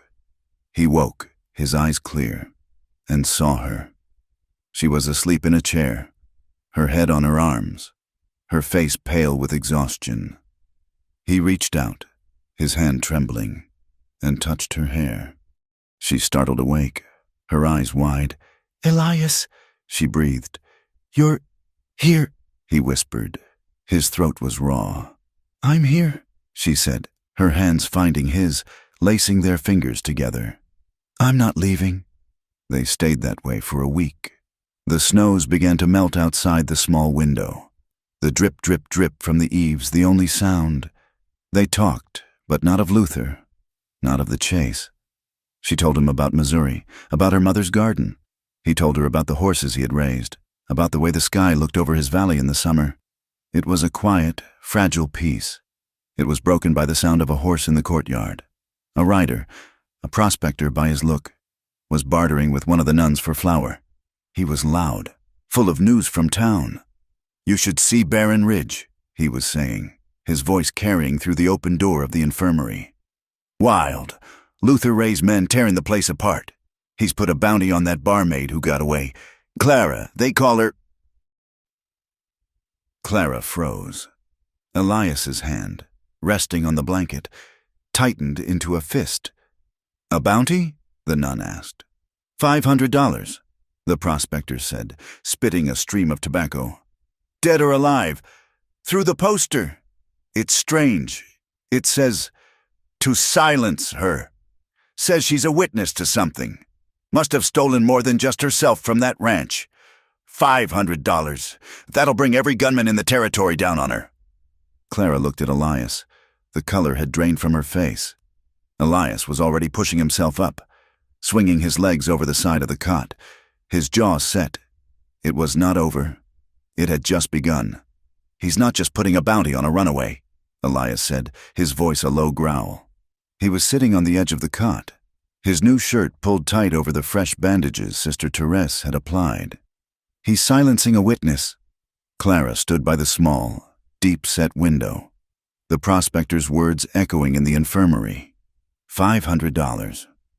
Dead or alive? She had thought surrendering herself would be the end. Now, she saw it would only be the beginning. They would have taken her, and Luther would have had her killed, and no one would have ever known the truth. "He's right," she said, her voice quiet, resolute. She turned from the window.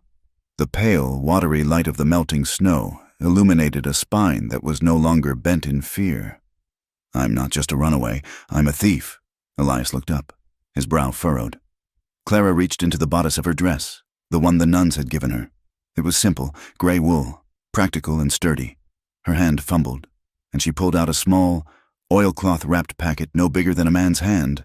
It was flat and tied with twine. "I didn't just run," she said. "I waited. I made him think I was broken. And last month, I worked in his office, cleaning. He never thought I could read." She sat on the stool opposite Elias, the packet in her lap. "But my mother taught me. She taught me numbers, too." She began to unwrap the twine, her fingers sure. She laid the oilcloth flat and unfolded a small, leather-bound ledger. "He's a businessman. Elias, he keeps records of everything. He's meticulous. He thinks it makes him smart." Elias leaned forward, his wounds pulling, but he didn't care. Clara opened the book. The pages were filled with a neat, cramped script. Dates, names, figures. "Here," she said, her finger tracing a line. "June 10th, 1870. Miss Amelia, from St. Louis, $100. Her finger moved down. "June 21st. The Irish sisters, 2 of them, $75 each. He was buying girls. Elias, buying them from men in the East, from uncles, from pimps. And here," she flipped a few pages. "Land claims. This one, the Miller farm, signed over by a man who couldn't write his own name, only make an X. But this signature," she pointed, "is perfect. It's the same handwriting as Luther's. He was forging claims, stealing land from homesteaders who couldn't fight back." She looked up at him, her violet eyes burning with a cold, righteous fire. "He sold me. He branded me. But I stole his whole filthy life. I stole his book." Elias stared at the ledger. It was a confession. It was proof. It was a death warrant. "He doesn't want you back. Clara," he said, his voice raw. "He wants that book. The bounty isn't for you. It's for that. Then we destroy it," she said, moving toward the small pot-bellied stove. "We burn it, and we ran. We can go to California, to Oregon." "No," Elias said. He stood up, the old, familiar fire returning to his eyes. The fire she had seen in the saloon. The fire she had seen in the canyon. "I've been running my whole life. I ran from the men who killed Daniel. I ran from myself. Running doesn't work. They find you, or they find someone else. They found Jed." He took the book from her hand. He held it, feeling its weight. This is the one thing I never had. I tried to fight the law with my hands. I tried to fight it with a gun. That's why I lost this." He tapped the ledger. "This is a different kind of weapon. This is their kind of weapon." "What do we do?" she asked. "We don't run. We fight. But we do it my way. This time, Not with rage, with the law. There is no law here. Elias, Luther owns it. He owns the county. He owns the territory marshals. He does not own the United States Army, Elias said. There's a federal commander at Fort Trinity. He's 100 miles north of here. He has authority over the territories. He can convene a federal court. If we get this ledger to him, he can arrest Luther. He can end this. 100 miles, Clara breathed. through the Painted Mesa, through outlaw territory. And with every gunman in the territory looking for your face, Elias finished. It's a fool's choice. It's the only choice, Clara said. She took the book back from him, wrapped it in the oilcloth, and tucked it back into her dress. When do we leave? Sister Therese did not try to stop them. She looked at Elias, then at Clara, and seemed to understand. The horse you arrived on is lame, she said. Harkin's men rode it too hard, but the men you stopped, they left 3 good animals.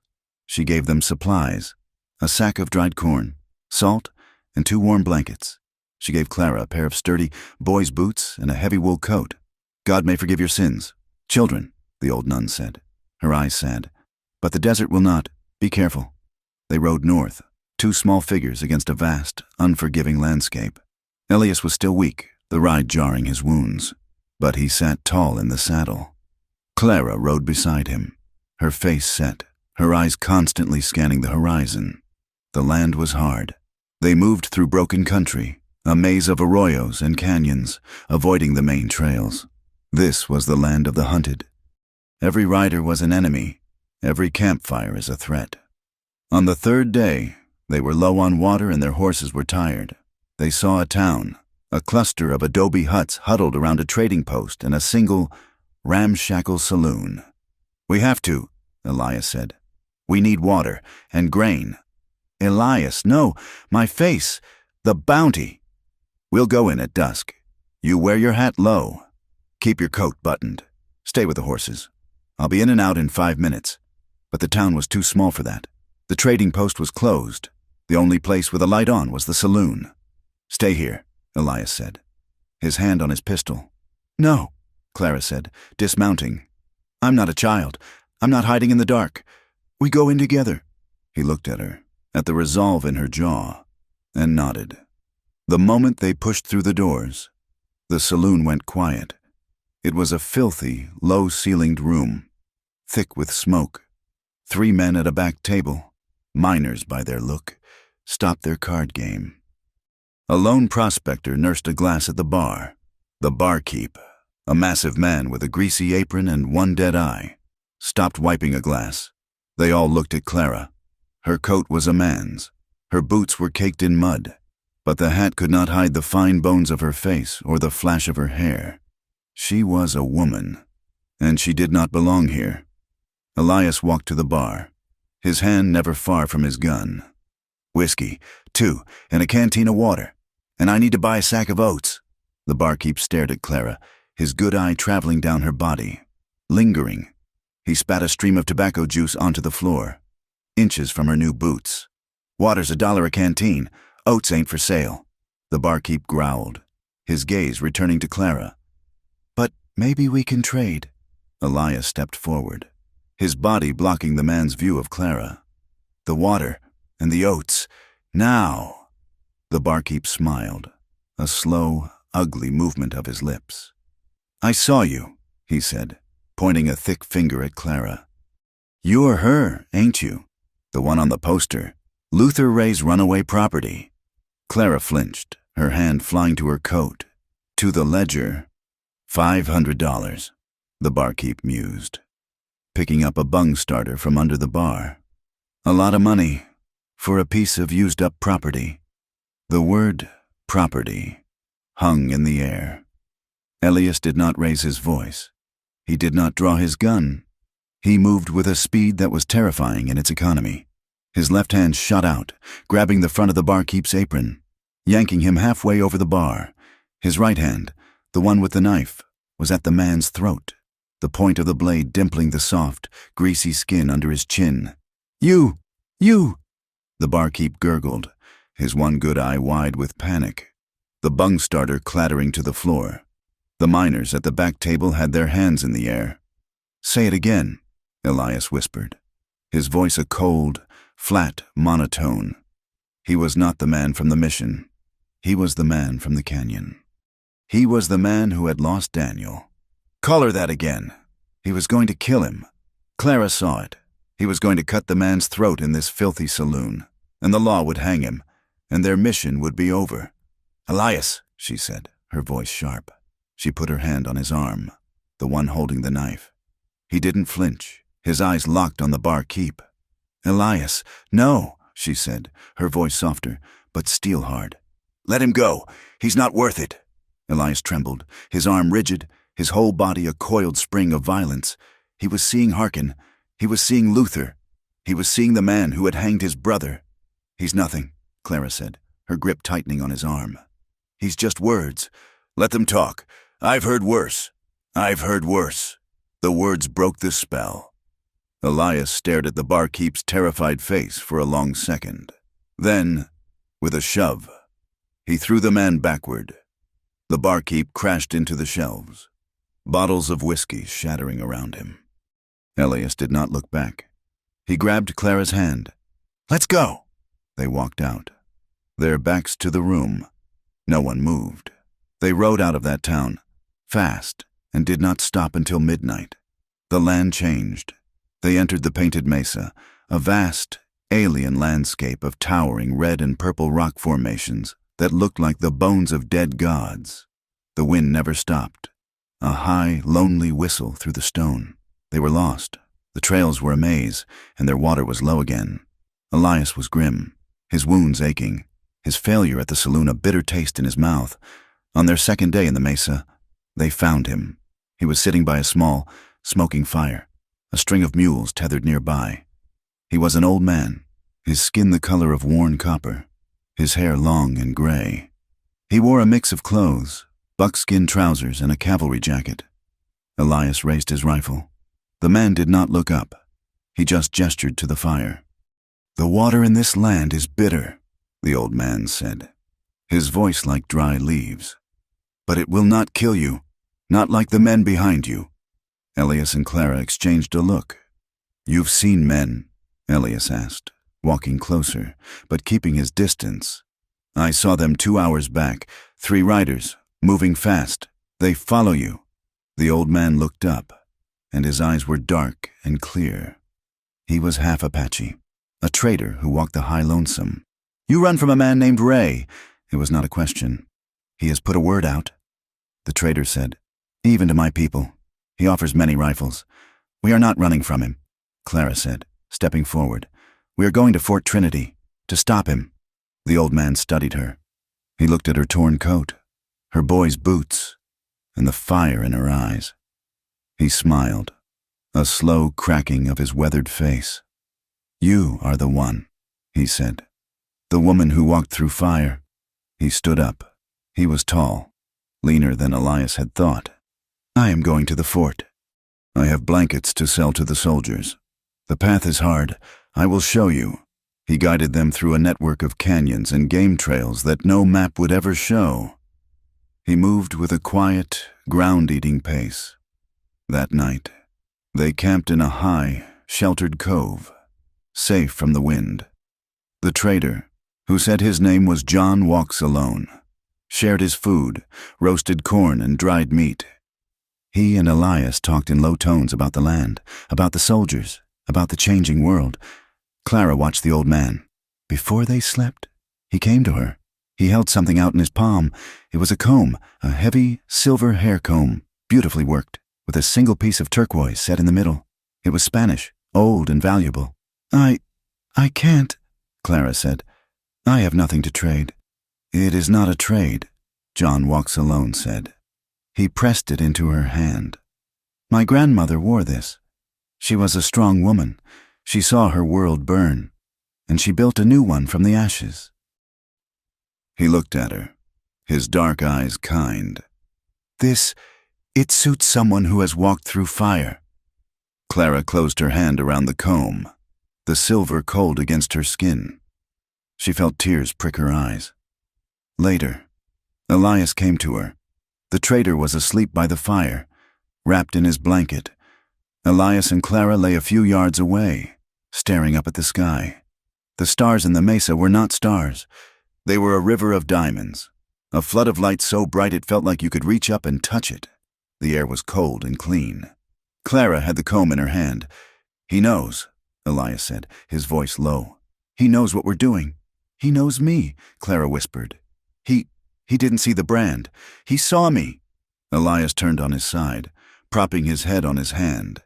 He looked at her. Her face, in the starlight, was soft. The bruises were gone. The hardness was gone. She was just Clara. "We might not make it." "Elias," she said, her voice catching. "Those men, the bounty hunters, they'll find us." "They will," he said. He did not lie to her. Not anymore. She turned to face him. "Then I'm glad. Glad. I'm glad I'm here. With you. Even if we don't make it. Even if we die tomorrow." She reached out, her fingers tracing the scar on his jaw. "I have never felt more free than when I'm beside you." He looked at her, and his heart, which he had thought was a dead, useless thing, felt like it was breaking. He leaned in and kissed her. It was not the desperate, hungry kiss from the shack. It was not the bloody, dying kiss from the canyon. It was slow. It was deep. It was a promise. They made love under the river of stars, on the cold red sand of the mesa. It was not a taking or a giving. It was a sharing. A silent, profound agreement that in a world of branding irons and bounties, this, their bodies, their hearts, this one night was the only true thing. They were not property. They were not damaged goods. They were two people, finding a home in each other. They were 2 days from Fort Trinity when the ambush came. They were riding through a narrow pass, the traitor 50 yards ahead, when the rifle shot echoed. John Walks Alone's lead mule went down. "Bounty hunters!" Elias yelled, diving from his horse, pulling Clara with him. They scrambled behind a cluster of rocks. 3 men, not Luthers. These were men in it for the money. They had been waiting. "Give us the girl!" one of them yelled, his voice echoing. "We just want the girl. The man in the engine can go." "Go to hell!" Elias yelled back. He fired his rifle, the shot pinging off the rocks. "Clara, stay down!" he commanded. "They've got John pinned!" she cried. The old man was trapped behind his dead mule. "I see it." The fight was fast and ugly. Elias was a good shot, but he was outnumbered. He hit one of the men in the arm, and the man screamed, falling back. "I'm going to draw their fire," Elias said, his teeth gritted. "When I do, you run. Get to the traitor." "Get out of here." "I'm not leaving you." "That's an order. Damn it!" He broke from the cover, firing as he ran, trying to get a better angle. It was a trap. A 4th man, one Elias hadn't seen, stepped out from the rocks behind him. He didn't shoot. He slammed the butt of his rifle into Elias's head. Elias went down, the world exploding in white light. "No!" Clara screamed. 2 of the men grabbed Elias, hauling him up. He was dazed, bleeding from his scalp. The 3rd man, the leader, a burly man with a rope on his saddle, grabbed Clara. "We got her!" he yelled. $500. "What about him?" the other man asked, pointing to Elias. "He's trouble." The leader spat. "And he cost us a man. String him up. Leave him for the buzzards. It'll be a message." Clara fought. She kicked. She bit. She clawed. But the man was too strong. She watched, in horror, as they threw the rope over the branch of a dead, stunted pine. They looped the noose around Elias's neck. He was conscious, struggling weakly, his hands tied. "No!" Clara sobbed. "Please, take me! Let him go! Please!" "Shut her up," the leader said. He turned to Elias. "Any last words? Cowboy?" Elias looked at Clara. His eyes were clear. He was not afraid. He was just sorry. The man kicked the horse out from under him. Elias dropped. The rope snapped taut. Clara screamed. It was not a human sound. It was a sound from the bottom of a well, a howl of ultimate loss. Elias was choking, his body convulsing, his boots kicking at the empty air. His face was turning a dark, blotchy purple. He was dying. He was dying like Daniel. The leader, who was holding her, laughed. He dances well, doesn't he? Something in Clara broke. The fear, the grief, the part of her that had always run. It snapped. The man who had hit Elias had set his rifle down.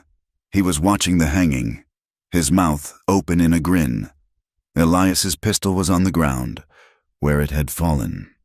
Clara, in one fluid, animal motion, stomped her boot, the heavy boot Sister Therese had given her, down onto the instep of the man holding her.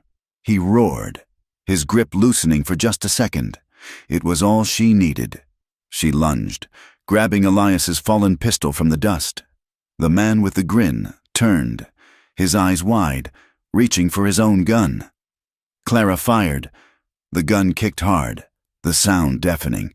The bullet went wide, hitting the rock by the man's head. Elias was still kicking. He had seconds left. Clara leveled the gun, both hands, just as Elias had taught her to aim. She did not aim at the men. She aimed at the rope.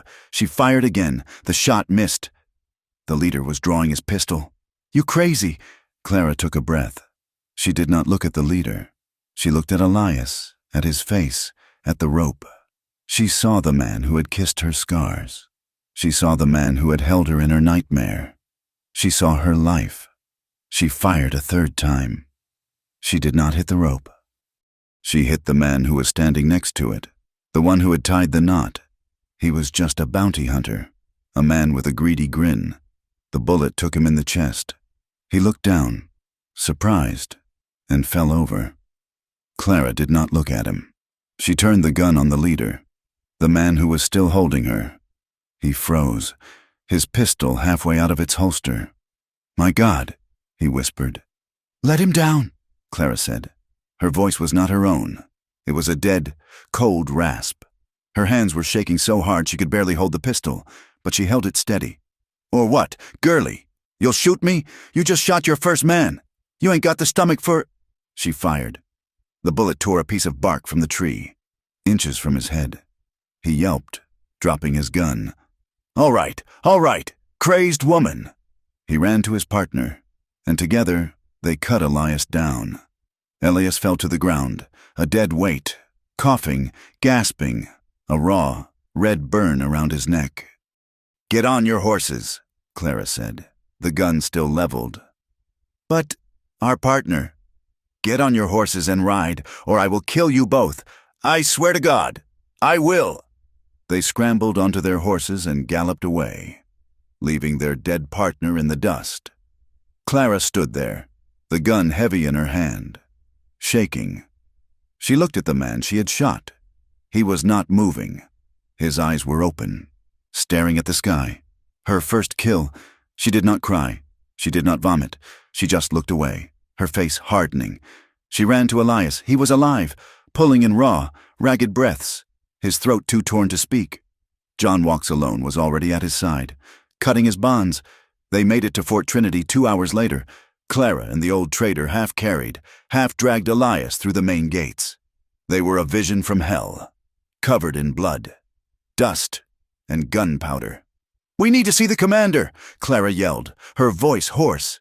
"We have proof of murder of Luther Ray." A soldier, his uniform clean, his face young, looked at them in disgust. "The commander is busy. We have a ledger," she cried. A federal officer. Anyone." The soldier, impressed by her ferocity, or perhaps her desperation, finally relented. "Wait here." He came back minutes later. "Commander Wilhuff will see you." They were escorted to a neat, wood-frame building, an office. Clara clutched the ledger to her chest. Elias was leaning heavily on the trader, his throat a raw, purple mess. They were ushered inside. The office was warm. A fire crackled in the hearth. A man in a clean blue uniform sat behind a large oak desk, and in the chair opposite him, holding a glass of brandy, was Luther Ray. He was not a monster. He was a man, in a fine, tailored suit. He was smiling. "Ah, Commander," Luther said, his voice smooth and cultured. "It seems my lost property has arrived." And she's brought her kidnapper with her. The commander, a man with a gray mustache and cold, bureaucratic eyes, looked at Clara. Is this the woman, Mr. Ray? It is, Luther said, standing up. He looked at Clara, and his eyes were cold and possessive. Clara, my dear, you've caused me a great deal of trouble. Clara stared at him, the ledger in her hand suddenly feeling like a useless block of wood. Commander, she said, her voice shaking. This man is a murderer. He is a slaver. I have his book, his ledger. It's all in here. She threw the book on the desk. The commander did not look at it. He looked at Luther. Luther sighed, a theatrical, sad sound. Commander, as I told you, the girl, she is unwell. She stole my private accounts, and she has fantasies. This man, he gestured at Elias, is a known outlaw. He saw her, and he took her. I have the papers. I have the bill of sale for her indenture. I have the warrant for his arrest. He slid a stack of clean, crisp papers across the desk. The commander looked at the papers. Then he looked at Clara, at her wild hair, her bloody clothes. He looked at Elias, with a rope burn on his neck. Ma'am, the commander said, his voice firm. I have papers. I have a legal warrant. All I have from you is a wild story and a stolen book. I'm afraid you'll have to go with Mr. Ray. He gestured to the two soldiers at the door. Escort Miss Wainwright to Mr. Ray's custody, and hold this man in the stockade. It was not a stockade. It was a patch of frozen, wind-blasted earth just outside the fort's main gates. Commander Wilhuff had not imprisoned them. He had done something worse. He had evicted them. John Walks alone had stepped between them and the soldiers. His voice a low, dangerous rumble. He had not yelled. He had simply stated that he, a friend to the fort, had witnessed the attack by the bounty hunters, and that the rope burn on Elias's neck was not a fantasy. Faced with a political incident, and with Luther Ray's smug, legal confidence, the commander had found a compromise. He had declared the matter civil, not military. He had confiscated the ledger, logging it as disputed evidence. You are not welcome inside Fort Trinity. Mr. Elias, Wilhuff had said, his voice cold, and the woman is, by her own admission, a runaway. I will hold these documents until the circuit judge arrives in 3 weeks. For now, you are banished from the post. He had returned Elias's rifle and pistol, a gesture of contempt, a sign that he thought them harmless. So now they sat, 100 yards from the bustling gates, their 3 horses cropping at the brown, winter-killed grass. John Walks alone had given them his last blanket and a small bag of cornmeal before riding into the darkness of the mesa, his face a mask of sorrow. You carry a heavy truth, he had said. Do not let the wind take it. Now, the wind was all they had. Clara sat with her head in her hands. Her body was a mass of aches from the ride, her throat raw from screaming. But it was her hope that was broken. It's over, she whispered, her voice hollow. We did everything. I killed a man. For what? He has the ledger. He has the law. He has everything, and we have nothing. She looked at Elias. He was staring at the fort, at the smoke rising from the barracks chimneys. The rope burn on his neck was a raw, red necklace. He looked like a man who had been cut down from a hanging, only to be left to freeze. We came here thinking the law was a fortress, she said, her voice thick with tears. And it's just another one of his ranches. He owns it, too. Elias did not turn. He watched a contingent of soldiers march across the parade ground. He watched a settler's wagon, piled high with furniture, rattle through the gates. No, he said, his voice a hoarse rasp. His throat was agony. He doesn't own it. He's just renting a room. What does that mean? Clara asked, looking up. Elias, there's nothing left to do. He won. We have to run. Run where? He finally turned to her. His face was gray with exhaustion. His eyes sunk deep in their sockets. But they were not dead. They were burning. Run to California? and wait for a man like Ray to show up there, run to Oregon, and wait for another bank, another railroad, another land grabber? He got to his feet, his body protesting, and walked to a small rise, looking down at the fort. I've run my whole life. Clara, since Daniel, I thought it was because I had nothing to fight for. I was wrong. I was just afraid to fight. I'm tired of being afraid. But we can't fight this, she cried, standing to face him. We can't fight the whole army. We have no proof. We have no one. We have the truth, Elias said. And we have this, he pointed at the fort. The fort? The people, he said. He gestured to the wagons, the merchants, the homesteaders who were trickling in and out, even as the sun began to set. That commander, he's just one man. He's a soldier. He sees papers. He sees authority. He doesn't see the people. But they're here.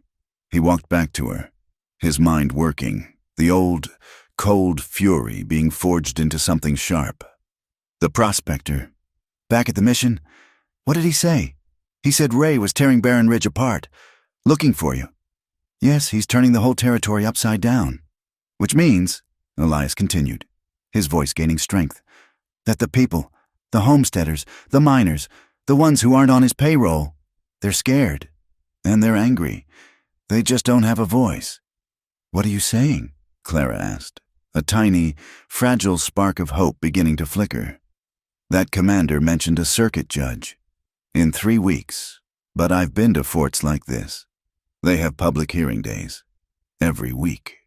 A place for settlers to air grievances, to file claims, to register complaints. It's a formality. It's a pressure valve, and it's a public space. He looked at her, his eyes intense. You don't need a commander. You need a jury. We've been trying to give the ledger to a man in a blue coat.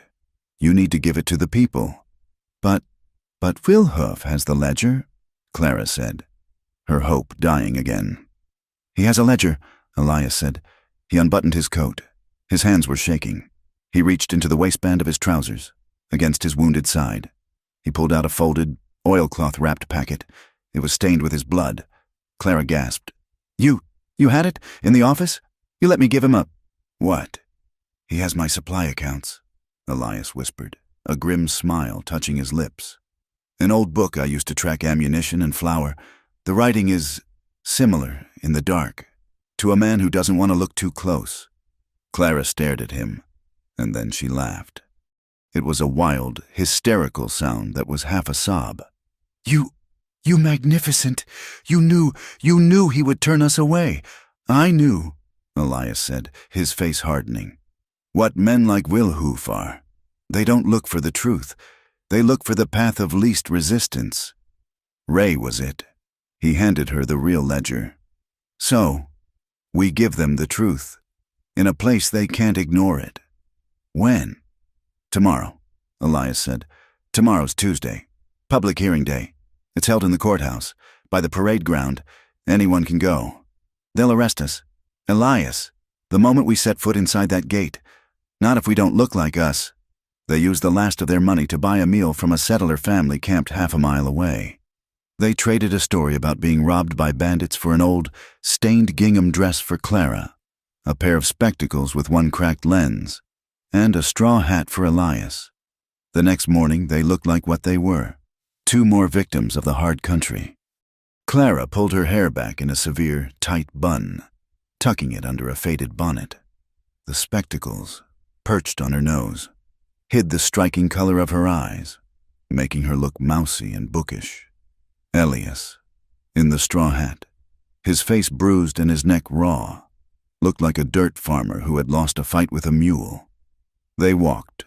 They left the horses tethered in a grove of trees and joined the slow-moving stream of people walking through the main gates of Fort Trinity. The soldier at the gate, a new man, barely looked at them. He just waved them through with the others. The fort was a small, self-contained city, a parade ground, barracks, officers' quarters, a storehouse, and a single, clean-looking building of fresh-cut pine. The courthouse. People were crowding inside. Homesteaders, merchants, a few nervous-looking prospectors, and a handful of soldiers observing. At the front, on a raised platform, sat Commander Wilhoof, a clerk, and 2 other officers. They looked bored, ready to get through the list of complaints about stolen chickens and boundary disputes. Clara's hands were ice cold. She clutched the ledger inside her coat. "I can't," she whispered, stopping at the door. "Elias, I can't. My legs, they won't move." Elias took her arm. His grip was firm. "You walked through fire. You walked through snow. You walked with your feet bleeding. You can walk through this door." He guided her in. They stood at the back, in the shadows. Just 2 more faces in the crowd. The commander called a name. "Ephraim Stroud. Complaint against the quartermaster." A man stood up and began to drone on about the price of hay. "He's not here," Clara whispered, scanning the crowd. "Luther, he's not here." "He will be," Elias said. He wouldn't miss this. Just as he said it, the door opened again. Luther Ray entered, flanked by 2 of his men, new faces, hard-eyed and expensive-looking. Ray was smiling, his hat in his hand, nodding at the commander as if he owned the place. He was here to ensure his property didn't show up. He sat in the front row, a picture of civic concern. Clara's breath hitched. She felt the old, cold terror. She started to turn. Elias put his hand on her shoulder. "Look at me," he commanded, his voice low. She looked up at him. She saw the man who had faced down Harkin, the man who had put his body between her and a snake, the man who had kissed her scars. "I'm right here," he said. "I'm not leaving." He gave her a small, gentle push. "Go, it's your turn." She took a step, then another. She walked out of the shadows, down the central aisle, her boots making a soft, steady sound on the pine floor. The commander looked up from his papers, annoyed at the interruption. "Ma'am, you are not on the list. You will have to wait your turn." Luther Ray turned in his seat. He saw her. His smile faltered. He saw the plain dress, the spectacles. He saw the woman he thought he had broken. "I cannot wait," Clara said. Her voice, at first, was a small, reedy thing. She took another step, closer to the platform. She took a breath, and then she spoke, her voice ringing out, clear and strong, cutting through the murmuring of the crowd. "I am Clara Wainwright, and I am here to report a murder." The room went silent. Commander Wilhoof stood up. "Ma'am, I told you yesterday. You told me I was unwell." "Commander," Clara said, her voice dripping with an ice he had not heard. "You told me I was a liar. Today, I am here to speak to the people, because unlike you, sir, they know the truth of the brand." She pulled the ledger from her coat. Luther Ray was on his feet. "This is an outrage. Commander, this woman is hysterical. She is my indentured servant, a thief. I have the papers." "And I have your papers, Mr. Ray," Clara shot back. She opened the ledger. She was shaking, but she held the book high. "This is his ledger," she cried out to the crowd. "The one he uses to buy and sell human lives." "Lies," Ray shouted. "Slanders." Clara ignored him. She looked at the faces in the crowd. She saw women, just like her. She saw farmers, just like Elias's father. "August 10th, 1870, she read, her voice shaking with righteous fury. "The Miller Farm. Land claim forged. Signed by Luther Ray. Cost 1 bottle of whiskey." A man in the back gasped. That was my neighbor." "September 1st, Clara continued, her voice growing stronger. "Jedediah Stone, payment to Harkin. For silencing, $100. That's not true," Ray roared. "Caesar, she's mad." "Am I?" Clara cried. "What about the women? Luther? What about the girls you bought?" She flipped the page. "June 10th, Miss Amelia. $100. June 21st, the Irish Sisters. $75 each." A woman in the front row sobbed, her hand flying to her mouth. "That's enough!" Commander Wilhoof yelled, drawing his sidearm. "Soldiers, arrest this woman for disrupting—" "And what about the man I killed?" Elias's voice, raw and ruined, cut through the chaos. He stepped out of the shadows, his hands raised. He walked down the aisle. His eyes locked on Luther Ray. "You, sir!" The commander pointed his gun at Elias. "You are banished. You are under arrest." "I am," Elias said, his voice carrying to every corner of the room. "I'm a man banished. But this woman," he gestured to Clara. "She shot a man, a bounty hunter, a man who was trying to hang me, on your land, under your authority, for a bounty put out by him." Elias pointed at Luther Ray. He touched his neck, the raw, purpled rope burn. "He put a bounty on her, $500, to silence her. This is the mark of his law.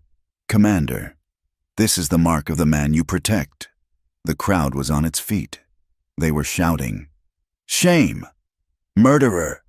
Luther Ray's face was a mask of purple rage. He saw the room turning. He saw his power, which had been absolute, dissolving. His hand went inside his tailored coat. "No!" Elias roared. He was too far away. But a man in the front row, a man who had not spoken, stood up. He was not a soldier. He wore a simple, dark suit, and he had been listening. "I wouldn't, Mr. Ray," the man said, his voice quiet, but full of an authority that silenced the room. He opened his coat. A simple, silver star was pinned to his vest. "You, as Marshal, my name is Benteen, and I've been sitting here for 2 days, listening to stories about you. I was sent to investigate a man named Jedediah Stone's death." Luther Ray froze. He stared at the star. "This woman's testimony," Marshal Benteen continued, "along with that man's neck and that ledger, I'd say it's more than enough." Ray made his move. He was not a coward. He was a cornered animal. He pulled his pistol, a small, elegant Derringer, and aimed it, not at the Marshal, but at Clara. He fired. Elias was already moving. He threw himself in front of Clara, a human shield. The bullet tore into his shoulder, the same one that had been hit before, spinning him around. He crashed into her, and they both fell to the floor. The courthouse erupted. Marshal Benteen's gun was out. "Don't move! Ray!" But Ray was already running for the side door. His 2 men were providing cover, drawing their guns. The soldiers, finally reacting, leveled their rifles. "Drop your weapons!" A shot, another. The room filled with smoke. When it cleared, Luther Ray was on the floor. His 2 men beside him, the soldiers, the Marshal, and a half-dozen armed settlers were all holding smoking pistols. The reign of Luther Ray was over. Elias was on the floor, Clara cradling his head. "Elias! Oh, God, not again, not again!" He was bleeding, but he was smiling. His teeth gritted in pain. He missed," he gasped. "Hit the old wound. It hurts like hell." Marshal Benteen knelt beside them, holstering his pistol. "That was the bravest and most foolish thing I have ever seen. Son, was it?" Elias grunted, as Clara pressed a handkerchief to his shoulder. "No," Benteen said, looking at Clara. Then, at the ledger, "I reckon it was just about the only thing to do." In the aftermath, Fort Trinity was a different place. Commander Will Huff was confined to his quarters, pending an investigation. Marshal Benteen took temporary command, and he took Elias's and Clara's full testimonies. The ledger was a key, unlocking a dozen crimes. The bounty money on Clara's head was, by law, hers, as was the reward for the capture of Luther Ray, dead or alive. 2 weeks later, Clara stood in the Marshal's office, her hand on Elias's arm. His arm was in a sling, but his color was back. "It's a lot of money, ma'am," Benteen said, pushing a bank draft across the desk. $1,500. You can go anywhere. Back east, San Francisco. You can be anyone you want. Clara looked at the paper. It was a fortune. It was freedom. She pushed it back. "I don't want to go back east, and I don't want to go to San Francisco." She looked at a map on the wall, a map of the territory. "I want to buy land," she said. She pointed to a spot high in the northern mountains, a valley that John Walks Alone had told them about. A place, he said, where the water was sweet and the wind was quiet. There, months later, the cabin was half built. It was rough-hewn pine, and the roof was not yet shingled. but it was theirs. It sat in a high valley, surrounded by aspen, a clear, cold creek running 20 yards from the door.